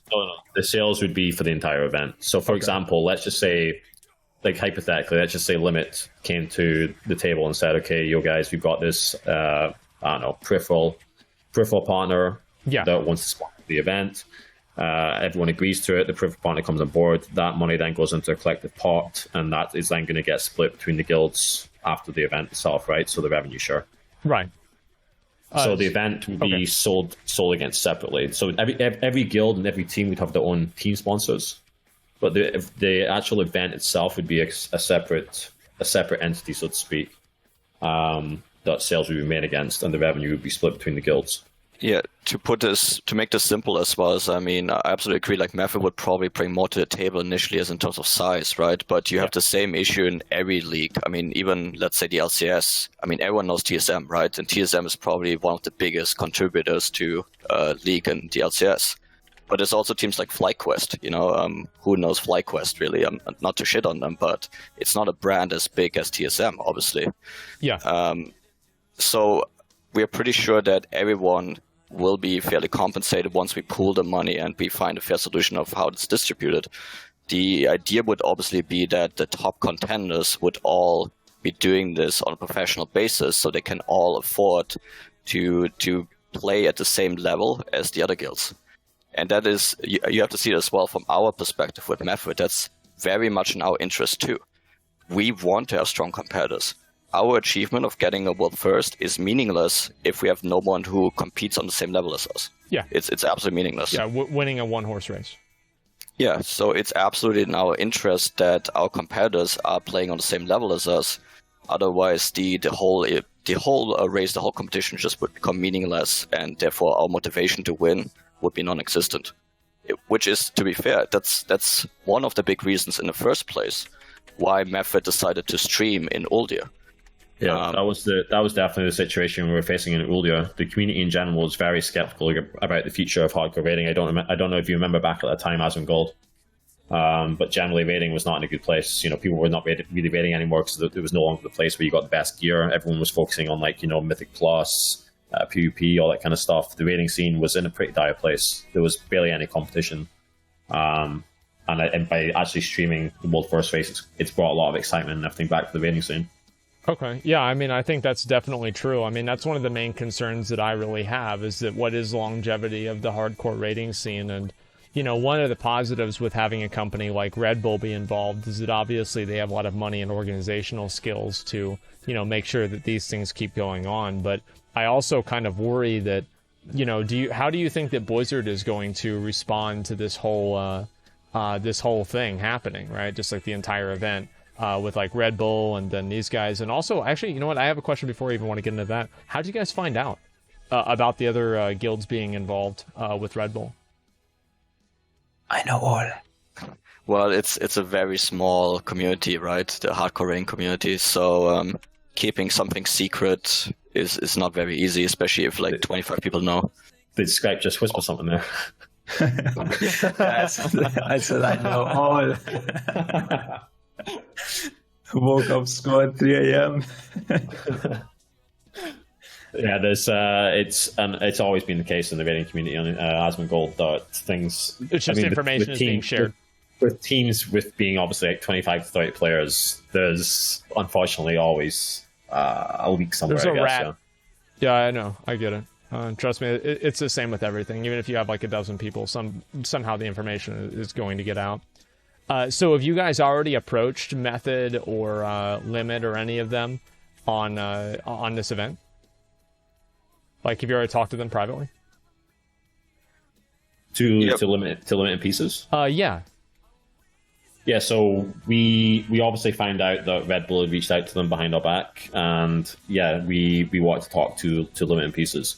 Admittingly, part of the problem here is that we didn't really have too much time before this event was coming up. Like, it felt as if Red Bull had already done quite a good job in convincing Limit in Pieces that this was the correct move for them before we really got a chance to speak to them. There was also we weren't quite prepared in terms of the concept, like how we could actually execute, let's say, a concept that would benefit a lot of different guilds quick enough for 8.2. That would be very difficult to implement. So we're looking more towards the future, I guess, in terms of like 8.3 onwards. But we did obviously try and explain the situation to Limit in Pieces, how being part of handing off the race world first to a third-party corporation is not probably the right long-term play, although it might be. And how did they argue, feel obviously, in their case, that it might be more beneficial short-term. Yeah. We did try to offer certain options and alternatives, and I can tell you that, again, from my inside information, that Red Bull had to increase their offer to limited pieces, I guess, after they had those conversations with us. So it's kind of, unfortunately, it's kind of gone into that situation where you have Red Bull on one side now who's approaching a lot of the, let's say, guild or talent that we've used in guilds of talent that we've used in the previous event, and, you know, having to offer heightened levels of compensation or, you know, certain angles to try and obviously get them to be involved in the Red Bull's world first. Yeah, I understand. Actually, that does bring me to something. Rich Campbell, you guys know him. He wanted to come in here and give like his take on it, because obviously he's been involved with like your race, and then also, you know, he's been in the WoW community for a long time. You guys okay with him having him come in here and give his take? Yeah, that's fine with me. Okay. Hell yeah, let's get him in. All right, let's get Rich in. Let's get him, dude. I'll message him on Discord. Okay. Okay. But yeah, I'm sure that's basically the case. And so, like, you're saying that Red Bull and then basically talk to those guilds kind of behind your back? Well, yeah, I'm almost thinking now, if Rich is coming in the call, hopefully he's not also using this as an opportunity to try and leverage us to pay him more for this event, yeah? Hey, you never know, man. Right. Don't miss a good opportunity. I mean, wait, we've got almost 30,000 people in the stream right now. There's no way Rich would do something like that, right? Of course not. I mean, where's Rich? Let's get him in the call. Well, I think everybody wants to give their perspective in front of an audience, you know? I mean, that's like really the case. Is like everybody wants people to see where they're coming from, same as you guys, same as Rich and Red Bull. I mean, obviously, I think the chances of us having a Red Bull representative come in here and talk with us about this, basically zero. But I'd be really curious to hear what their perspective is. I think mainly, as I said before... Honestly, I've got to say, I would, if it was up to me, I would honestly love to talk about this entire thing with a Red Bull representative in front of, you know, the audience that you have on the stream right now. The problem is that we, even if there was a Red Bull representative right here, it just wouldn't happen because of some, like I said, some agreements are in place. Like, yeah. Hey, before I start talking, do you know where to send the check? So I just read the twit longer. Like, woke up and read it. I think like the first thing that I heard with you guys is kind of the license thing's kind of a bitch, right? Like you look at Friday Night Fortnite with Keemstar and look at all the shit that happened with licensing, right? So that totally get, right? At the end of the day, if you do anything with the game, if the publisher decides to do something, you can get like totally fucked. I totally get that fear. And I think that that's something like really important to talk about early, because even if, anybody in the community decides to put on their own tournament, like Keemstar, like anybody in this call, if you start giving, I believe it's if you start giving prize money is typically, or if you start selling ads against it, is when you start running into licensing problems, right? So I definitely get that fear. There's one big difference, though. I mean, if Blizzard would say, okay, you can no longer do this because we're doing this now, in the end, Blizzard is a game developer. They have the full right to do so, right? But This is not Blizzard. This is an external third-party for-profit corporation. We would respect it if it was Blizzard. In the case of Friday Fortnite, it was Epic Games, right? Yeah. But it's not Blizzard. That is the big concern. With Blizzard, at least, you can also make the argument that Blizzard has, of course, an interest in their game doing well. And the game does well if, let's say, the live streams do well as well, right? So if you have a really popular Race the World First that's viewed by many people, that's amazing for Blizzard. For Red Bull, for example, if they can say they want the stream to do well, to represent their brand, and to also, make them as much money as possible. But they will also at the same time, of course, have the minimal cost. Because at the end of the day, if they can have a stream that's watched by 6 million people for $1 million in cost, or for $10,000 in cost, they will always choose the $10,000 option, right? And that's where I think our perspective as the guilds is very different. For us, this has never been just about the money. It's been also about the competition that we participate in. I think everybody's trying to save money. Well, yeah, the competition gets better. Players get paid out. I think everybody agrees on that, right? Like everybody wants the players to do well. And I also totally agree that it's in the best interest of Blizzard. Like the shows that have happened, you just look at I think the world first race is probably one of the most successful things in BFA, right? That's good for the raiding community. It's good for the game in general. I think more people probably watched that raid than even bothered to do LFR or renew their subs. I think that's inevitably like a very good thing for the game. And I think most of the community probably agrees with that. Yeah, I received countless people, like, you wouldn't believe the amount of people who are telling me that they have resubbed the game or started playing the game again after watching, for example, the World First Race, or a lot of people watching the race who have stopped playing WoW for like 5+ years at this point. Because obviously with over 6 million unique devices tuning in, I mean, I think we all know at this point that that's substantially probably more than the overall subscriber count in World of Warcraft right now. So like the race World First is obviously a really great tool right now that Blizzard hasn't really had to put too much work into in terms of developing for, generating subs to their game, of course. Well, it's interest too. It's marketing. I mean, like, think about how much a company would pay to have their game have an extra 100,000 viewers on Twitch. I mean, it's a huge amount of money. I mean, people are getting paid $10,000 an hour to play games, and that's in front of like maybe only 10,000 or 15,000 viewers. So 100,000 viewers, that's huge amounts of money that obviously Blizzard is just kind of getting for free. Yeah, my question is though, is like, where does the falling out happen? And excuse me if this is like kind of coming from a place where you guys already talked about it, because I'm just jumping in the call right now. Because like I think it totally makes sense if you guys and a brand don't want to work together, but I don't get why it's turned into what it's turned into, right? Because they were a broadcast partner, so like I feel like they delivered as a broadcast partner. Like I don't see where the break is, because I think it's because it was on their channel. Like that's what I understand. No, but the thing is, go ahead. The break is that they are wanting to move the main Race to World First stream onto the Redbull Twitch channel and move it away from basically any kind of community channel.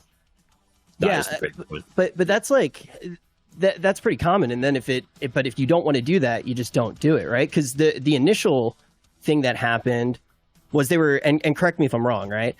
When they were a broadcast partner, and these happen all the time, right? Like you see it with ESL and things like that. When they're the broadcast partner, they basically paid for production, they paid for talent, they paid for flights, like they do all that shit, and then they throw their logo on it, which is worth probably less than having it on their channel in their minds, right? If you look at ESL or something like that, when they white label an event, all of those costs have to be paid for by the person who accepts the bid from them. So I feel like that was the only thing where I was like, wait, this is a little bit weird, because I kept seeing tweets like Redbull never paid a dime. It was like, yeah, because they were a broadcast partner. They just paid for broadcast stuff in the past. If they wanted to move it to their channel and you didn't want them to move to their channel, I feel like that's an easy break, right? Just find a different partner that works better for you guys. Well, that's basically what they're going to do, right? Is, I mean, they because Red Bull wanted to do that. I think that the main concern that I have, right, and that everybody else, that like we've been talking about, has, is that this could create a situation in the future where Red Bull could have some sort of like exclusive rights to making content or making tournaments, and that would kind of push out people in the community because they'd be working directly with Blizzard, which is kind of scary. I think that's basically what they're saying. The fear is definitely exclusive ownership. Where it's not about the stream so much in the grand aspect. The stream is just what's happening right now, but it's about Red Bull having exclusive ownership over the event. If you have Red Bull as exclusive owners, they can determine everything about the event, how the event is done, how much everyone's getting paid. You don't have any say in it anymore. That is the main issue. Yeah, I totally get that, but I mean, just starting with previous events, right? Before we talk about future events, I just don't think it's completely true to say that. Like, I think that they were a perfectly fine sponsor. Like, I think what you guys did was incredible, right? And I think the World First Race was incredible. That they were a part of making that possible, right? I mean, to say that they didn't pay a dime, yeah, sure, they didn't pay a dime because it wasn't on their channel. They didn't pay for that type of sponsorship, but they paid for the entire broadcast. So yeah, as a sponsor, absolutely. We never had an issue as with Red Bull as a sponsor. And we would even bring on Red Bull as a sponsor for this new event. It's never about having a problem with Red Bull as a sponsor. We reject Red Bull as an owner. For example, Scott mentioned it before, we had Discord as a sponsor come on for previous events, right? Why is Discord not trying to claim ownership over this event? Because with Discord, as well as with Red Bull, we were always clear they were sponsors. Yeah. They were not owning the event. imagine you would do an event. You mentioned ESL, right? Imagine ESL brings on a sponsor for one of their Counter-Strike events, and then that sponsor comes to ESL an event later, said like, well, thanks, we're gonna do our own event now. You're welcome to do this event for us, but we own this event now. It's no longer an ESL event. Yeah, but then also imagine if ESL paid for an entire event, and then the person that got to run the event and also profited off of it because it was monetized by them, then said ESL didn't give us a dime, when ESL just paid potentially a shitload of money, hundreds of thousands of dollars to put on an event, and then somebody tweeted out they didn't pay us a dime. Like, it's just not true. That's not what the agreement was. I definitely understand where the break is, that you might not want to work with a media company like that in the future, but like I just think that that's kind of a bold-faced lie. Well, I think it's also, it depends, right? And so, like, it is partially untrue and it's partially true, right? Was there direct monetary compensation that each individual player received? No, there was not. But there was compensation. There was compensation in the form of them paying for the advertising costs and the venue, right? So, yeah, I mean, like, but that's what they were. They were a broadcast partner, and then there were other sponsorship partners that you had. I mean, I totally understand wanting to keep it in the community. I think that that's really, like, I do also agree that, like, keeping it in the community is good. I totally understand that part, but just make the split. I know that a lot of people are going to say, like, sell out and things like that, and that's totally fine. Go ahead and fucking say it. I don't give a shit. I've done this for a really long time, and I know usually what ends up happening for players to get paid the most money in the long run, you have to actually have good relationships with people who are going to pay the players, pay for flights, pay for talent, pay for the venue. This shit isn't cheap. And it's like the same when we ran our tournament. Elgato gave S-Fan stuff. That's like us going, Elgato didn't pay us a dime.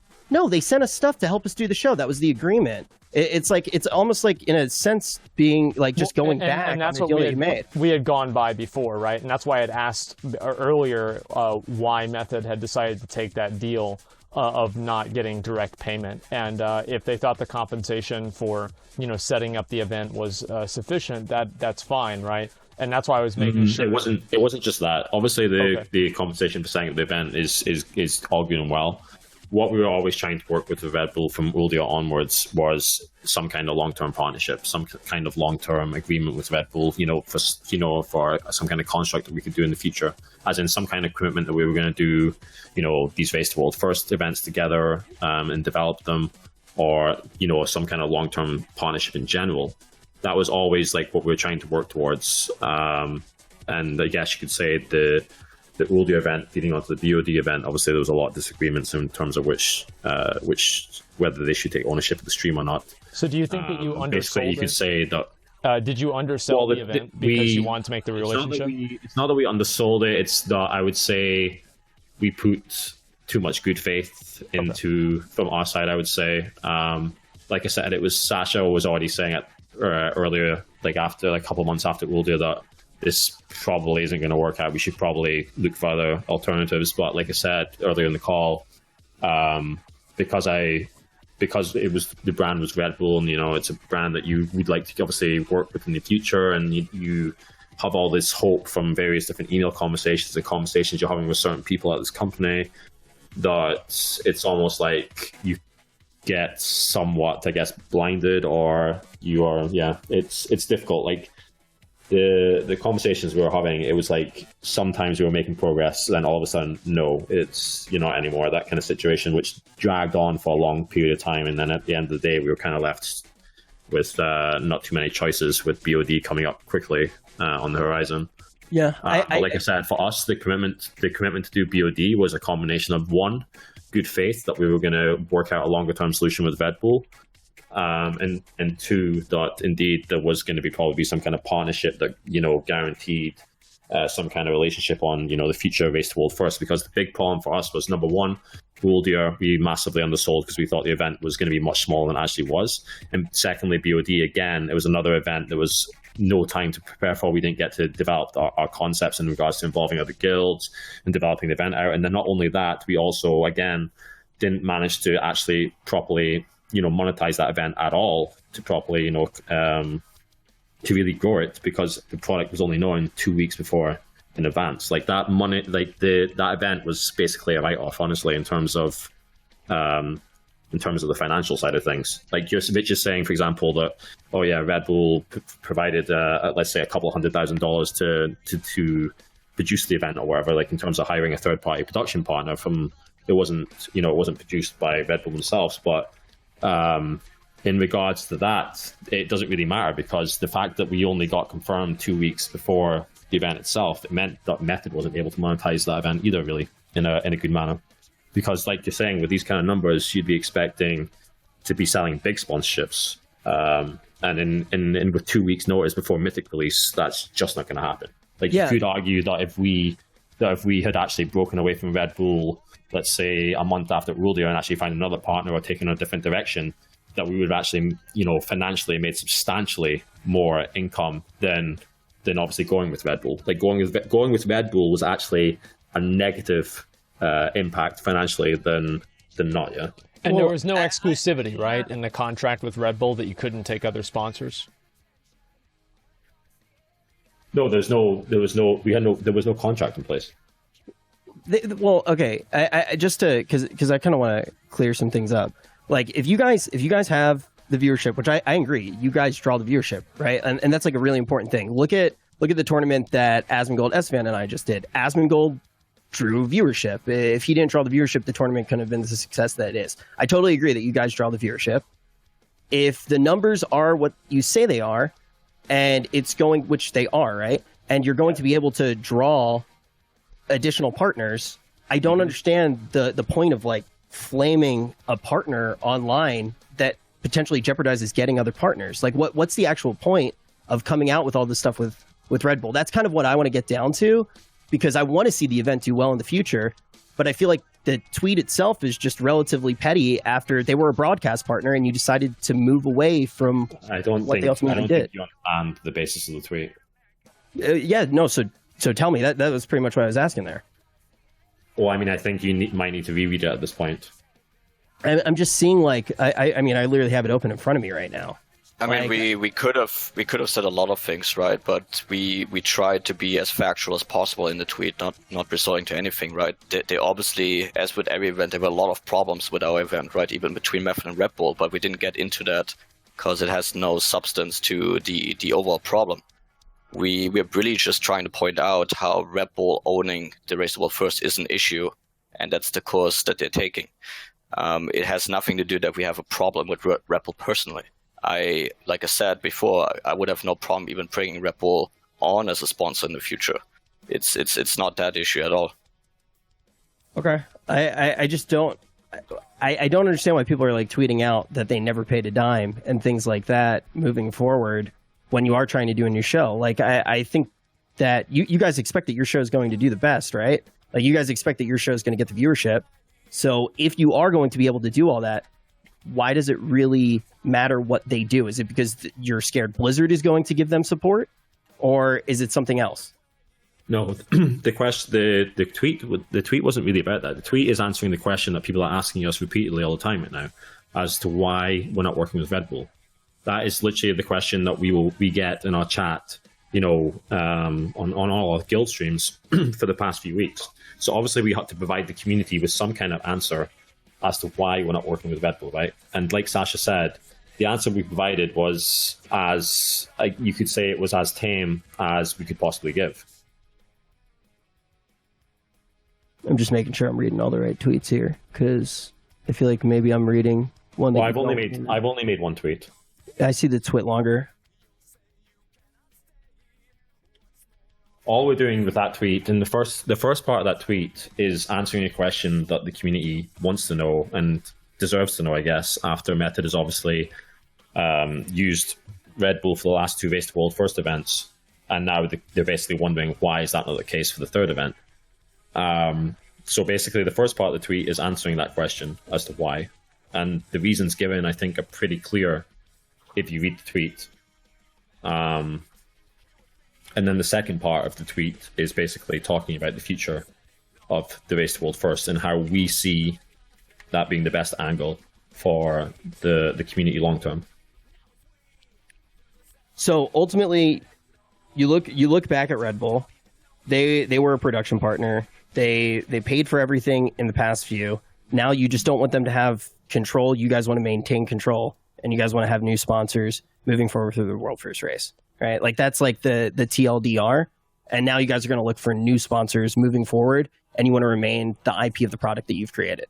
We don't want Method to be the owner. Of course, in the past we did Method's Race to World first, right? Because there was only one top guild streaming it, which was Method, right? But now other guilds have decided they want to do as well, and we always wanted to make this a full global competition. So we don't want Method to be the owner of this event. We want the community to be the owner of this event, meaning community, meaning all the top guilds. The only alternative that we see is Blizzard to be the owner of the event. That's the only two scenarios that we, from our end, accept. But also, Blizzard most likely isn't going to sponsor an event that's put on by one guild, right? They're probably going to want it to be a multi-guild event because I think it would be kind of biased, right? To run one guild's event. And I think to be clear, a multi-guild event is something that we've been wanting to do ever since the very first Race to World First, ever since Uldia. We wanted to do this for VOD even, but like I said, time constraints, not knowing what the product was until 2 weeks before the event was a massive factor in that. And in terms of our future plans, that's what's kind of laid out in the second half of that statement, is that we don't want this to be a one guild event. We want this to be a wider community event where all the guilds that are partaking in it actually benefit properly and fairly from it. Like that is our goal.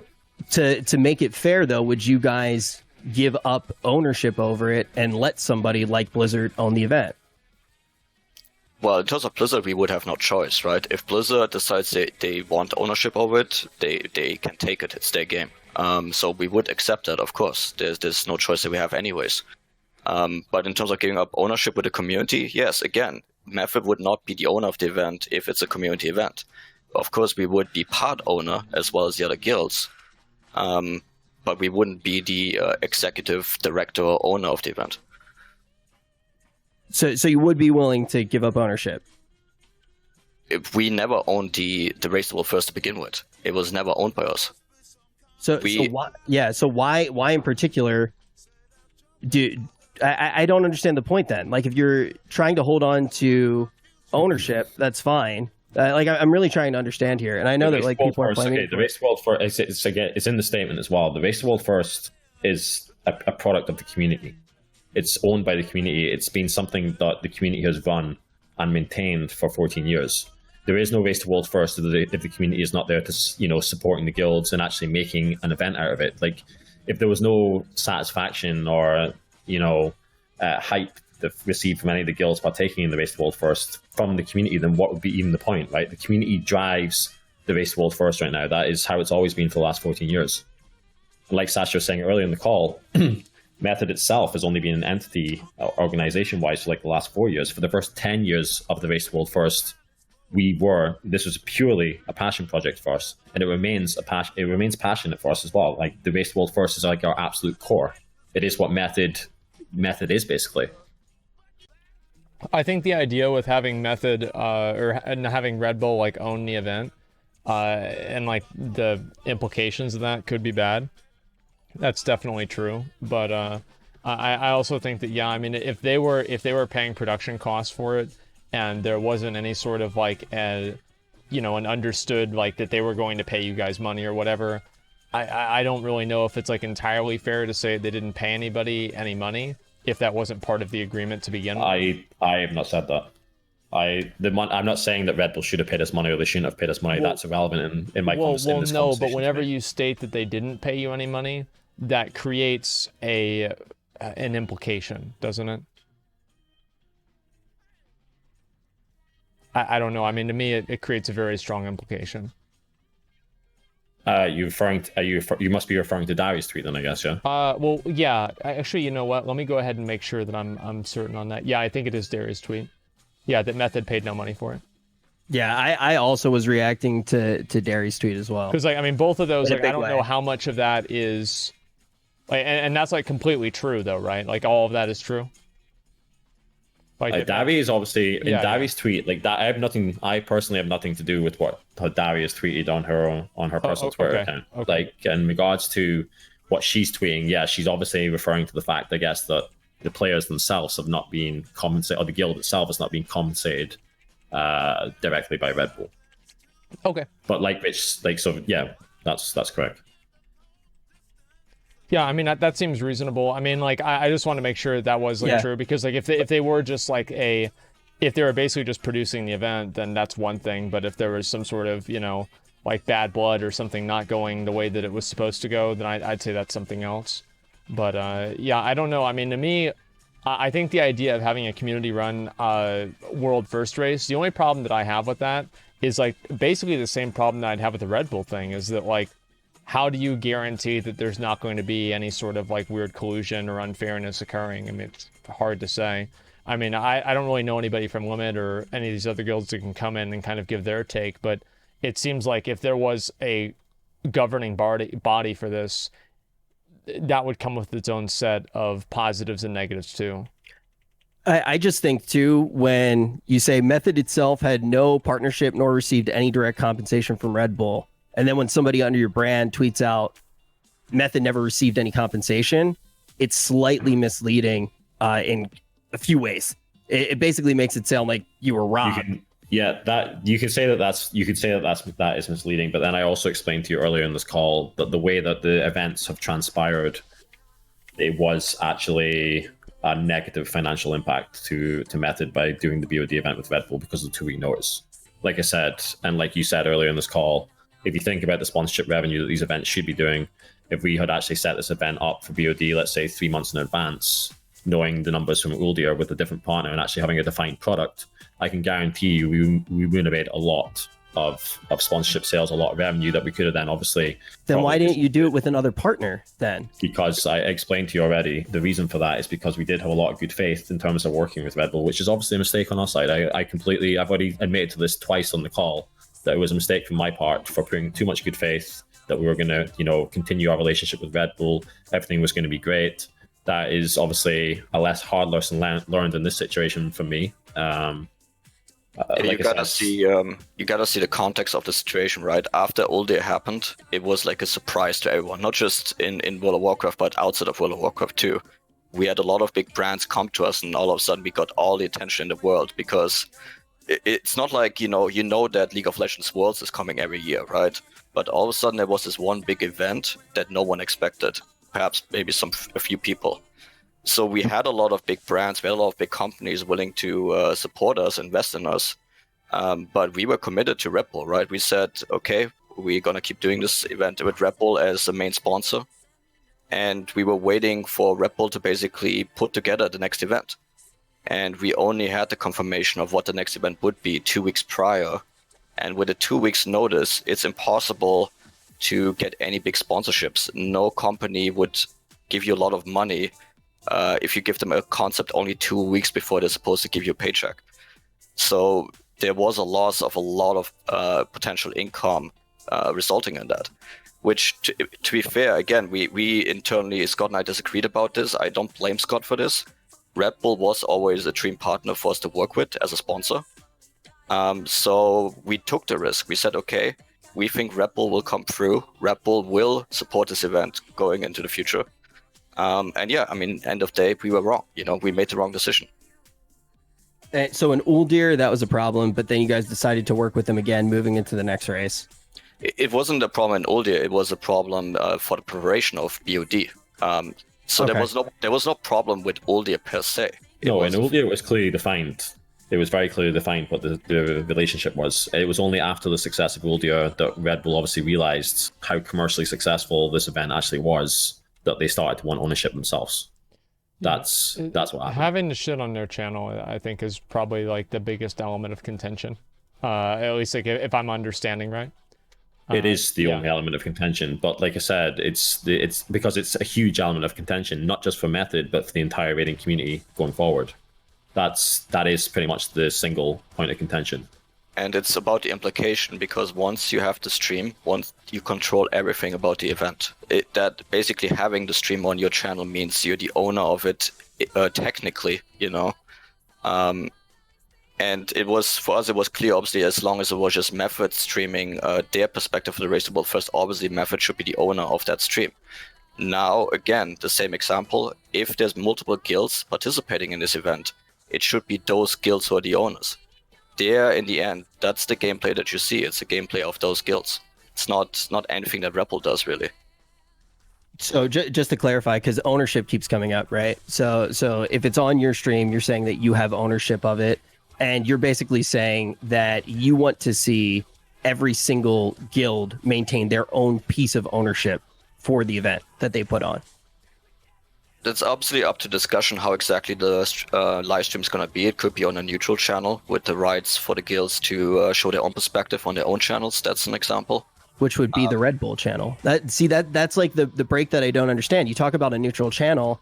If Red Bull's potentially that neutral channel and they're paying out players because it's on their channel, then it makes sense. When they were a broadcast partner and they were paying for players to fly out, when they were paying for talent to fly out, when they were paying for the staff that has to run the entire event, when they were paying for all of that, they were a broadcast partner. If there's a neutral stream and then all the players get paid out, I don't see the problem with that. That's the issue. The Red Bull stream is not neutral, right? And it's also not, there's no ownership at all from the guilds in that channel. This channel solely belongs to Red Bull. So by How that, is that not neutral? It's not a guild. It's somebody outside of it. You could literally say anybody is the commissioner if it's not a portion of the guild. You're giving up control to another party that's going to pay for the entire event and pay to all the people who they are using that content from. It becomes a content hub, and then all of the creators get paid out. That's how media works. That's how it's worked in esports for years. And that's like things like League of Legends. They give the ownership goes in one place. Teams make their money the way that teams make money, and all of those players are making good money. And that's what we want to see happen. But in League of Legends, it's not owned by Red Bull, it's by the game developer. Look, if it would be on the Warcraft channel or the Blizzard channel, whatever, on Twitch, we have no problem with that whatsoever. That's not the issue. Red Bull, I think you see that they're not really neutral. Okay, but also when you look at Riot does own their product. Look at Dota's IP. Valve puts on some shows, but also people bid for contracts. A lot of those people that bid for contracts are taking the same role. They're a TO. Red Bull has even run Dota events in the past. I mean, that's anybody that you're going to go to. It doesn't matter what the name is. You can completely blank out their name. They're becoming a tournament organizer, and they're neutral. They're inherently neutral. That's how it works. The Valve concept with Counter-Strike and so on, that works as well, right? But the issue here is Valve doesn't just work with, let's say, ESL. There might be a Counter-Strike major by ESL, there might be one by PGL, there might be one by Faceit. We're talking about Red Bull getting exclusive ownership. Exclusive. There is no other party coming in. There is no reality where, for example, Monster would come and say, "Oh, we would like to pay 1 million for a sponsorship of the Race to World first." Monster cannot sponsor the event. By Red Bull having exclusive ownership over the event, they can decide if they want so to not have any sponsor involved. It's at their sole discretion.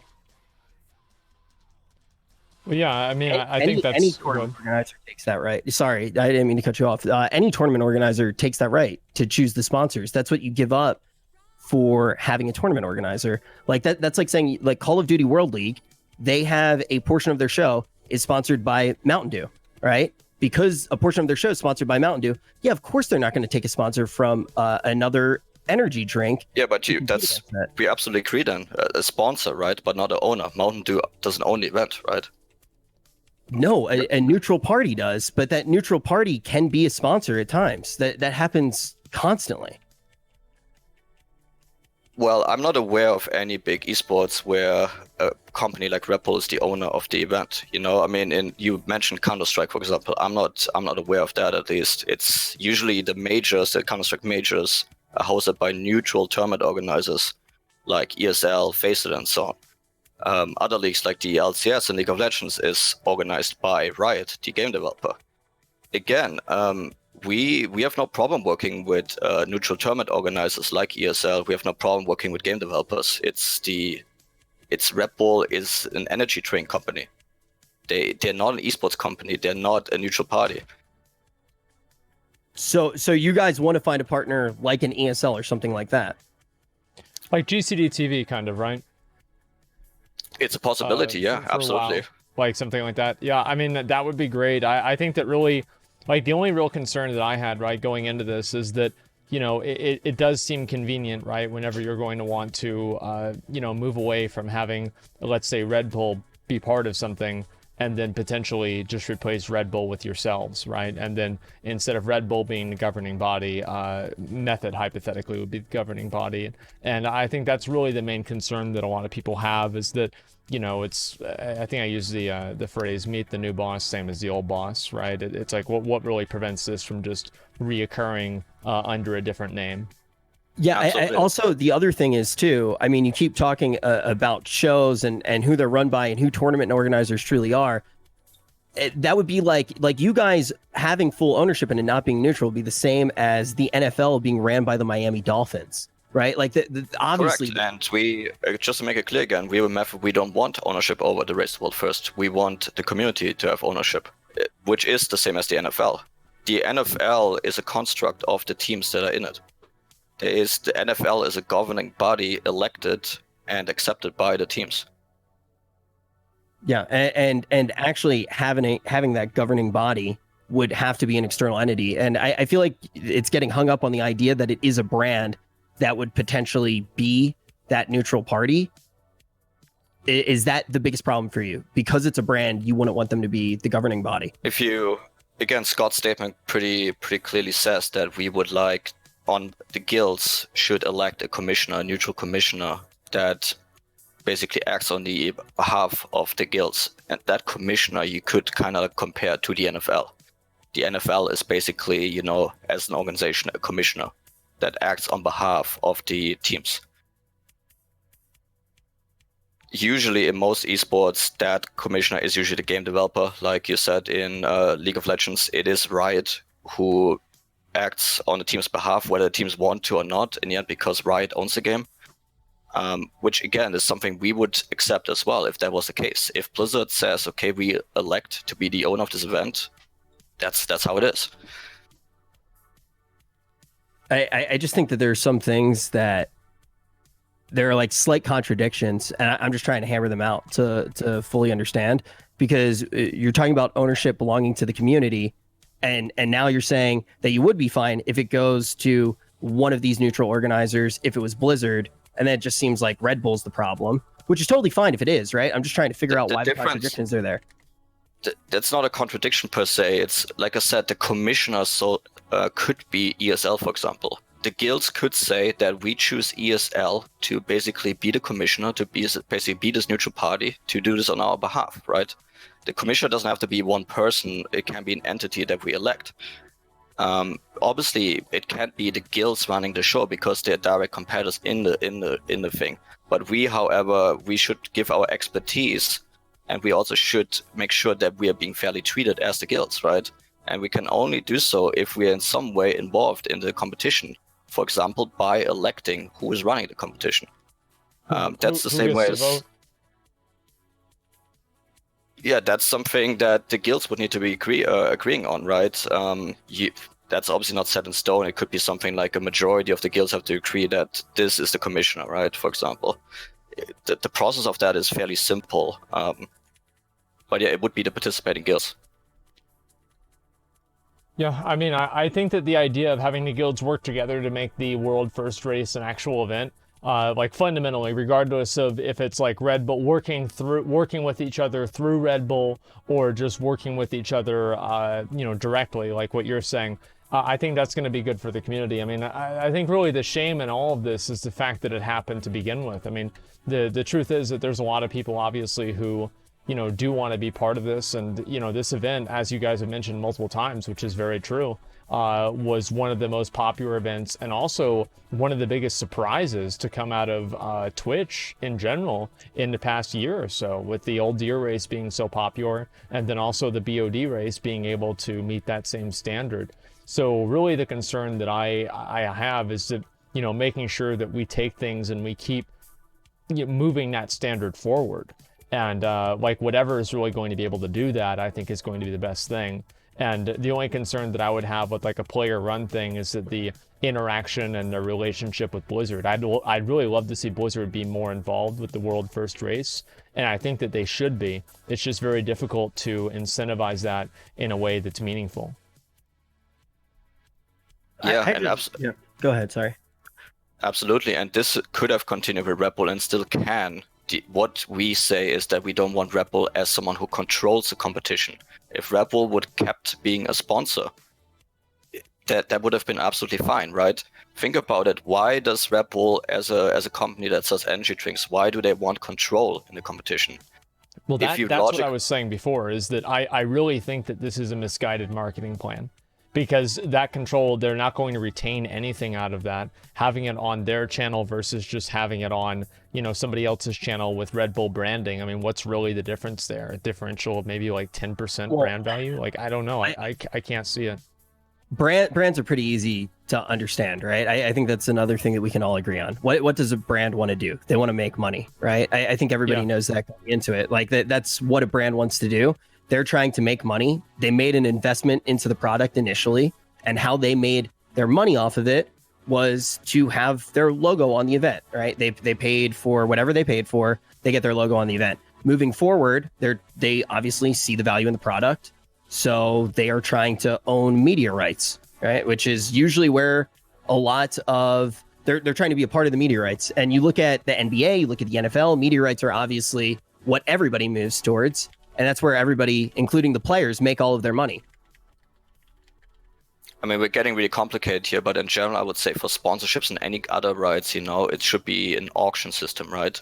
The highest bidder should obviously be on. If, for example, Monster comes and they say, be willing to give the guilds $5 million, it shouldn't be the case that Red Bull then as the owner can say, no, sorry, the $10,000 that we are paying is going to be what the guilds get. Sorry, Red Bull. Wait, sorry, Monster. that's false, though. That's how every single tournament organizer works. Like, literally look at CSGO. Pornhub wanted to be a sponsor for a long time. You had companies like Weed Maps that wanted to be sponsors for a long time, and all the tournament organizers said no.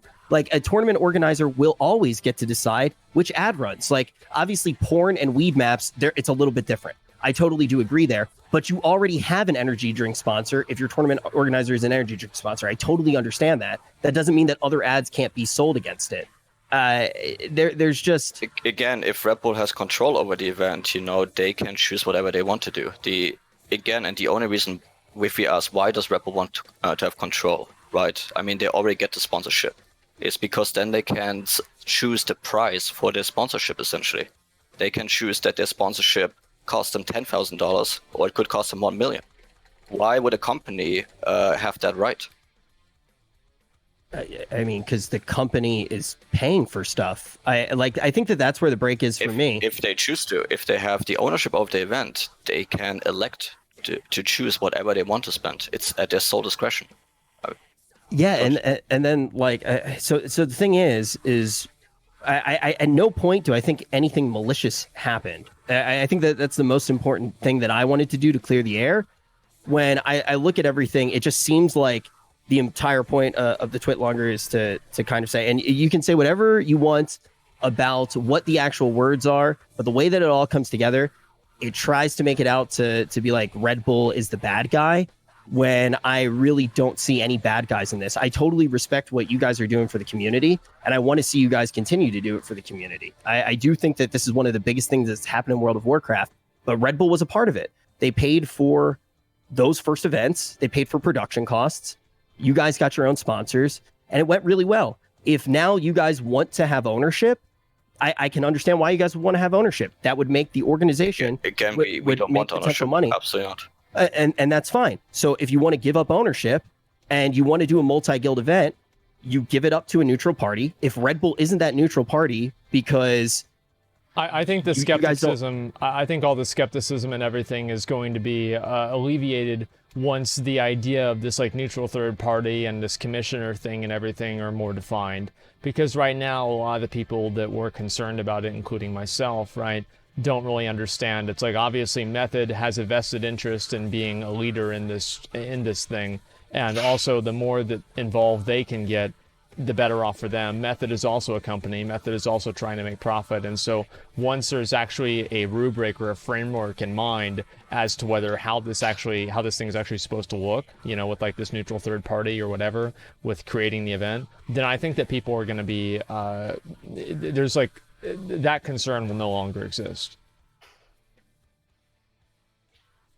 Yeah, and that's what we hope. I mean, we are hoping that we, with the guilds, we can agree on something that is fair to everyone. And it doesn't matter to us who's involved in this in the end, if it's Redbull or another company or whatever.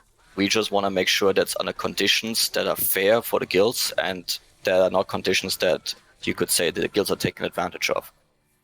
And do you guys think that you were taken advantage of with Red Bull?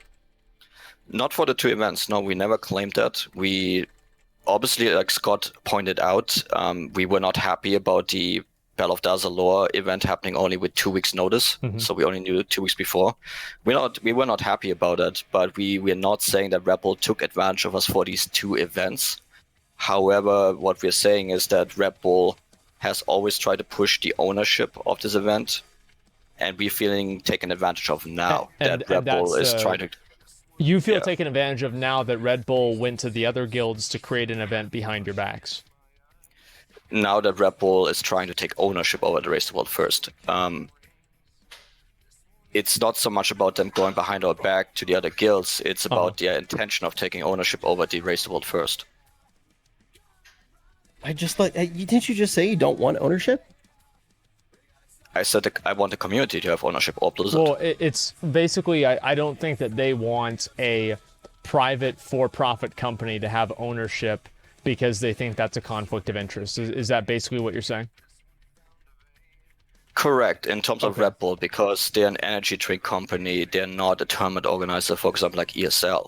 It is technically possible to have someone like ESL being the owner, but again, I think this should be elected, at least partially, by the guilds. The guilds should have a direct decision-making power in this competition, which right now they don't, under the construct of Red Bull being an owner. Well, I mean, they do and they don't, right? Obviously, they had the decision-making power to decide if they're going to work with Red Bull, but yes. You know, they go ahead. I just have one question, because if you guys don't want ownership, and you guys basically are kind of saying that you don't want Red Bull to be that neutral party that has ownership, essentially, and I understand the things that you're voicing. What if all of the other guilds, pieces, limit, all of these other guilds are comfortable with it? Then what's the problem with them? Because they have just as much of a right to decide where ownership could potentially go. Isn't that what we're kind of saying? If we're having a neutral party where everybody can govern together, every guild's interest is valued, and every guild has a voice, why can't the other guilds potentially wanting to go to Red Bull be the right move? Absolutely, it's a free world. If that's the decision of the other guilds, then that's the decision. For us, we think this is gonna be really bad for Race World first, so we reject the idea of Red Bull being that party that's hosting it for the reasons that Scott mentioned in the statement and what we said here. If the other guilds decide otherwise, I mean, it's their prerogative, really. So in the long term, just to wrap everything up, right? In the long term, what do you see being the negative effects of Red Bull being involved in the way that you're explaining them being involved, right? Having it be on their channel, etc. You know, where do you see things being a problem? Again, the problem is that the channel is basically a symbol for ownership right now. There's nothing else, right? You cannot just give someone the crown and they're the owner. Having this stream on your channel makes you per se the owner right now. Yeah. That's what we see the problem being. And Red Bull being the owner again, because Red Bull is all over this race, right? If you look at the Battle of Dazalore race with Method, you saw Red Bull everywhere. The logo was everywhere. We're drinking Red Bull 24/7. If Red Bull is the owner, they can decide the price for this. They can decide this is worth $5,000, this is worth $1 million, and effectively they can cut out any other potential partner that's willing to pay more than them. And that in the end would then mean that the guilds don't get the compensation that they could, because Red Bull is setting the price for this. Red Bull is making all the decisions on their behalf. And Red Bull also, by the way, that's another point of it, Red Bull is controlling how this show is going to look like. It could be, for example, we're interrupting the Race to World First right now for a 2-hour advertisement for Red Bull. This is, of course, an extreme example. That's obviously being, but any tournament organizer does run the show, right? I mean, that's how it's gone with MLG. That's how it's gone with everything. That's even how it goes with Blizzard, right? I mean, I can give a little bit of perspective working for Blizzard. If they told me to plug an ad, I plugged an ad, right? Because that was my job. Yeah, but let me interrupt you there for a second. Don't you see go the ahead. difference between MLG, Blizzard, and Red Bull? Don't you see that major difference? You're saying a game developer, Blizzard, you're saying MLG, and then you talk about an energy drink company, Red Bull. There's obviously a very big distinction here. I mean, I've worked many events that were put on by sponsors as well, right? The whole argument that I was making there, and then go ahead. The whole argument I was making there is that even if it is not a brand, the tournament organizer still has that control. I think when you talk about a game developer, they have the same right if they are that neutral third party. Do you see where I'm coming from with that? Yeah, I see where you're coming from, but let me ask you the following question. So Red Bull, I know they do, for example, fighting game tournaments called, I think, Red Bull Battleground Zone. Let me ask you the following question. How many other sponsors are on these events? I would have to look it up, but I'm assuming the reason you brought it up is because they're the only sponsor, right? Exactly, 0. And that's the point. If you look at Red Bull and esports and other events that they host, there are absolutely no other sponsors involved. And if the teams though are willing to do it for that price, then that's why they do it. I think that the problem though. Sorry, I didn't mean to interrupt you. Go ahead. The go problem ahead. that he's getting into is the fact that if they establish a monopoly, right, through Blizzard, then it doesn't matter if what the players want or not. It's like saying, well, you can either have internet or not. Whenever you're like, well, I don't like Comcast. Well, too bad if you don't like Comcast. You can just not have internet. And I think that's basically what it is. And so, like, what he's saying is that because Red Bull has, like, basically sole, like, exclusive ownership of the event, then that gives them a certain amount of power that makes it to where they don't have to spend as much money in the same way, and they don't have to compete in a free marketplace because they already have ownership. Like, is that a good analysis of what you're saying? Yeah, perfect. Okay. But if the other guilds are all willing, and this was something I already brought up, if Red Bull is willing to compensate all of the other guilds on a term that is favorable for them, and they want to do a show with Red Bull, that's not selling your soul away forever. It's basically saying that you want to do a show with Red Bull. Yeah. If other companies support it, like potentially even Blizzard, because if Red Bull is going to be doing it, they would probably need to have a license if they are compensating players to be involved, like a license needs to exist for any other IP. The thing is when we talk about Valve and all of these shows, these are examples that are brought up. If people do a major, if people do a minor, they have to bid on it. And then that brand, that tournament organizer gets access to it. They pay for that license. If we get in a situation where all the other guilds do want to go for Red Bull and it's in the best interest of them, why would we stop them? Why would that not be the best option? Well, I mean, I can't explain it any more than Asmon just said it before, really. You can also see it like this. If Red Bull makes a good offer, let's say to the guilds, even to Method for Eternal Palace, which is coming up now, fine. But if the exclusive owner of the event in perpetuity, what stops them then from offering a fraction of that for the next event?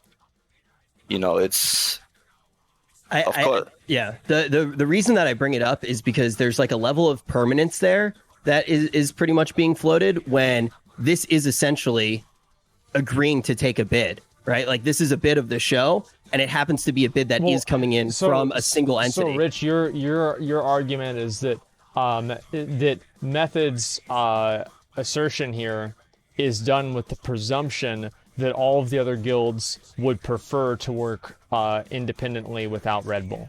And you think that the guilds should have the right to decide, do we want to work with Red Bull or not? And if that is what they want to do, then if the goal is to execute the will of the community, and the will of the community is to work with Red Bull, then logically working with Red Bull would be the will of the community. Yeah, I don't see how. And that's what you're saying, though, right? Yeah. Okay. Yeah, you pretty much hit it on the head. I think that honestly, the main thing that we need to do now is just wait for more information. Yep.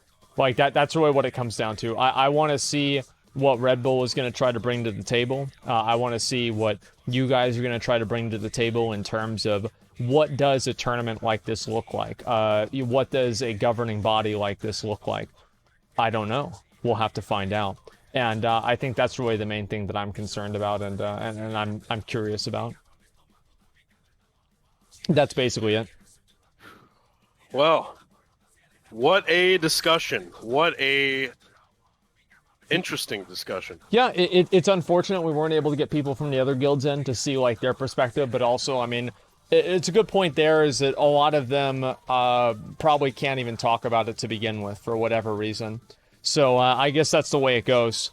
But I hope that I hope that whatever happens is going to be good for the community. And I think that's what people's concerns are with Red Bull being involved. And I think that's what people's concerns are with anybody like that being involved. Making sure that these things are actually good for the community. They're done for the community, by the community. But Yep. yeah, I mean, do you guys have any other thoughts? Because we're going to go... Closing thoughts here. Yeah. My closing thoughts, I mean, just to repeat what you just said, I think the main objective should be that the race to world first is in the best interest of the community. In my opinion, there is no reason why Red Bull needs to have control over the race to world first in order to do so. I see no reason why Red Bull could not sponsor the race to world first, leaving the control with the community. There's no reason for me for that. Okay, that makes sense. And Rich? Yeah, I think my closing thoughts are just when I do look at how everything was conveyed, it seems like it is presenting the information in such a way that makes it seem like Red Bull essentially didn't pay for anything, and that makes it seem like they didn't pay for all the production costs of the previous events. And I think that also it is not necessarily being fully true about where control should lie, because I don't think it actually takes the other guilds into account. And I think that the way that it's handled might be toxic for the future of the community and actually hurt other guilds in the future. That's my problem with it. I think that's actually bad for the future of the World of Warcraft community. Okay. Sko, do you have anything else to add? Or are we good? Or Scribe? Yeah, all right. I guess I'm still here. Yeah. Thanks for having us on the on stream to talk about this a little bit further. It's obviously a very serious issue. Yeah. And it's like I said at the start of this call, it's been extremely stressful over the last month, kind of talking this back and forth, and to finally get something out in the public domain, and being able to actually answer those questions. That's why we're not doing this event with Red Bull this time around. Definitely does feel like a bit of a relief, a bit of the weight lifted from the shoulders. Obviously, we're full steam ahead now with preparing for the event that we're putting on. And in terms of that, we should have an announcement out, if not tomorrow, then Monday, absolute latest. Yeah, I mean, I think that everybody's looking forward to seeing what's going to happen in the next event, especially now that it's going to be independently run, and also to see the other competing events. And I don't know, I think this is going to be very, very interesting, just for the sake of the whole event and how this is all turning out. So I just really hope that at the end of the day, kind of going back to what Rich was saying, that it ends up just being good for the community in one way or another. So I think that's basically what we all want, and it's good for you guys in a way. I mean, there are people who are skeptical. I mean, it's not good for Method if the WoW community is not in a good shape. I mean, listen, I think no matter what happens after this, it's good that this has been obviously brought out into the community, and it's a talking point, right, as to how we're going to move this race to world first events forward, because they're obviously these events are obviously huge. They took everyone by somewhat of a surprise. So I think it's important that at least it's actually a conversation we're having as to how this is going to develop into the future. We just need to make sure it's obviously healthy for the entire World of Warcraft community. That's all. Yeah, I mean, that's really what matters. And also, I mean, thanks a lot for coming on, guys. It really means a lot, because obviously, talking about it and, having our takes on it is one thing, but then actually hearing from you guys really what you're thinking is and everything really does help out a lot. So I really do appreciate it. Thank you for having us. Yep, for sure. Yeah, thanks for being here. All right. Well, thanks for trying to break our balls, Rich. Dude, it's fun, dude. I just like talking, man. All right. Okay. All right. Thank you, guys. Bye bye. Yep. See you later.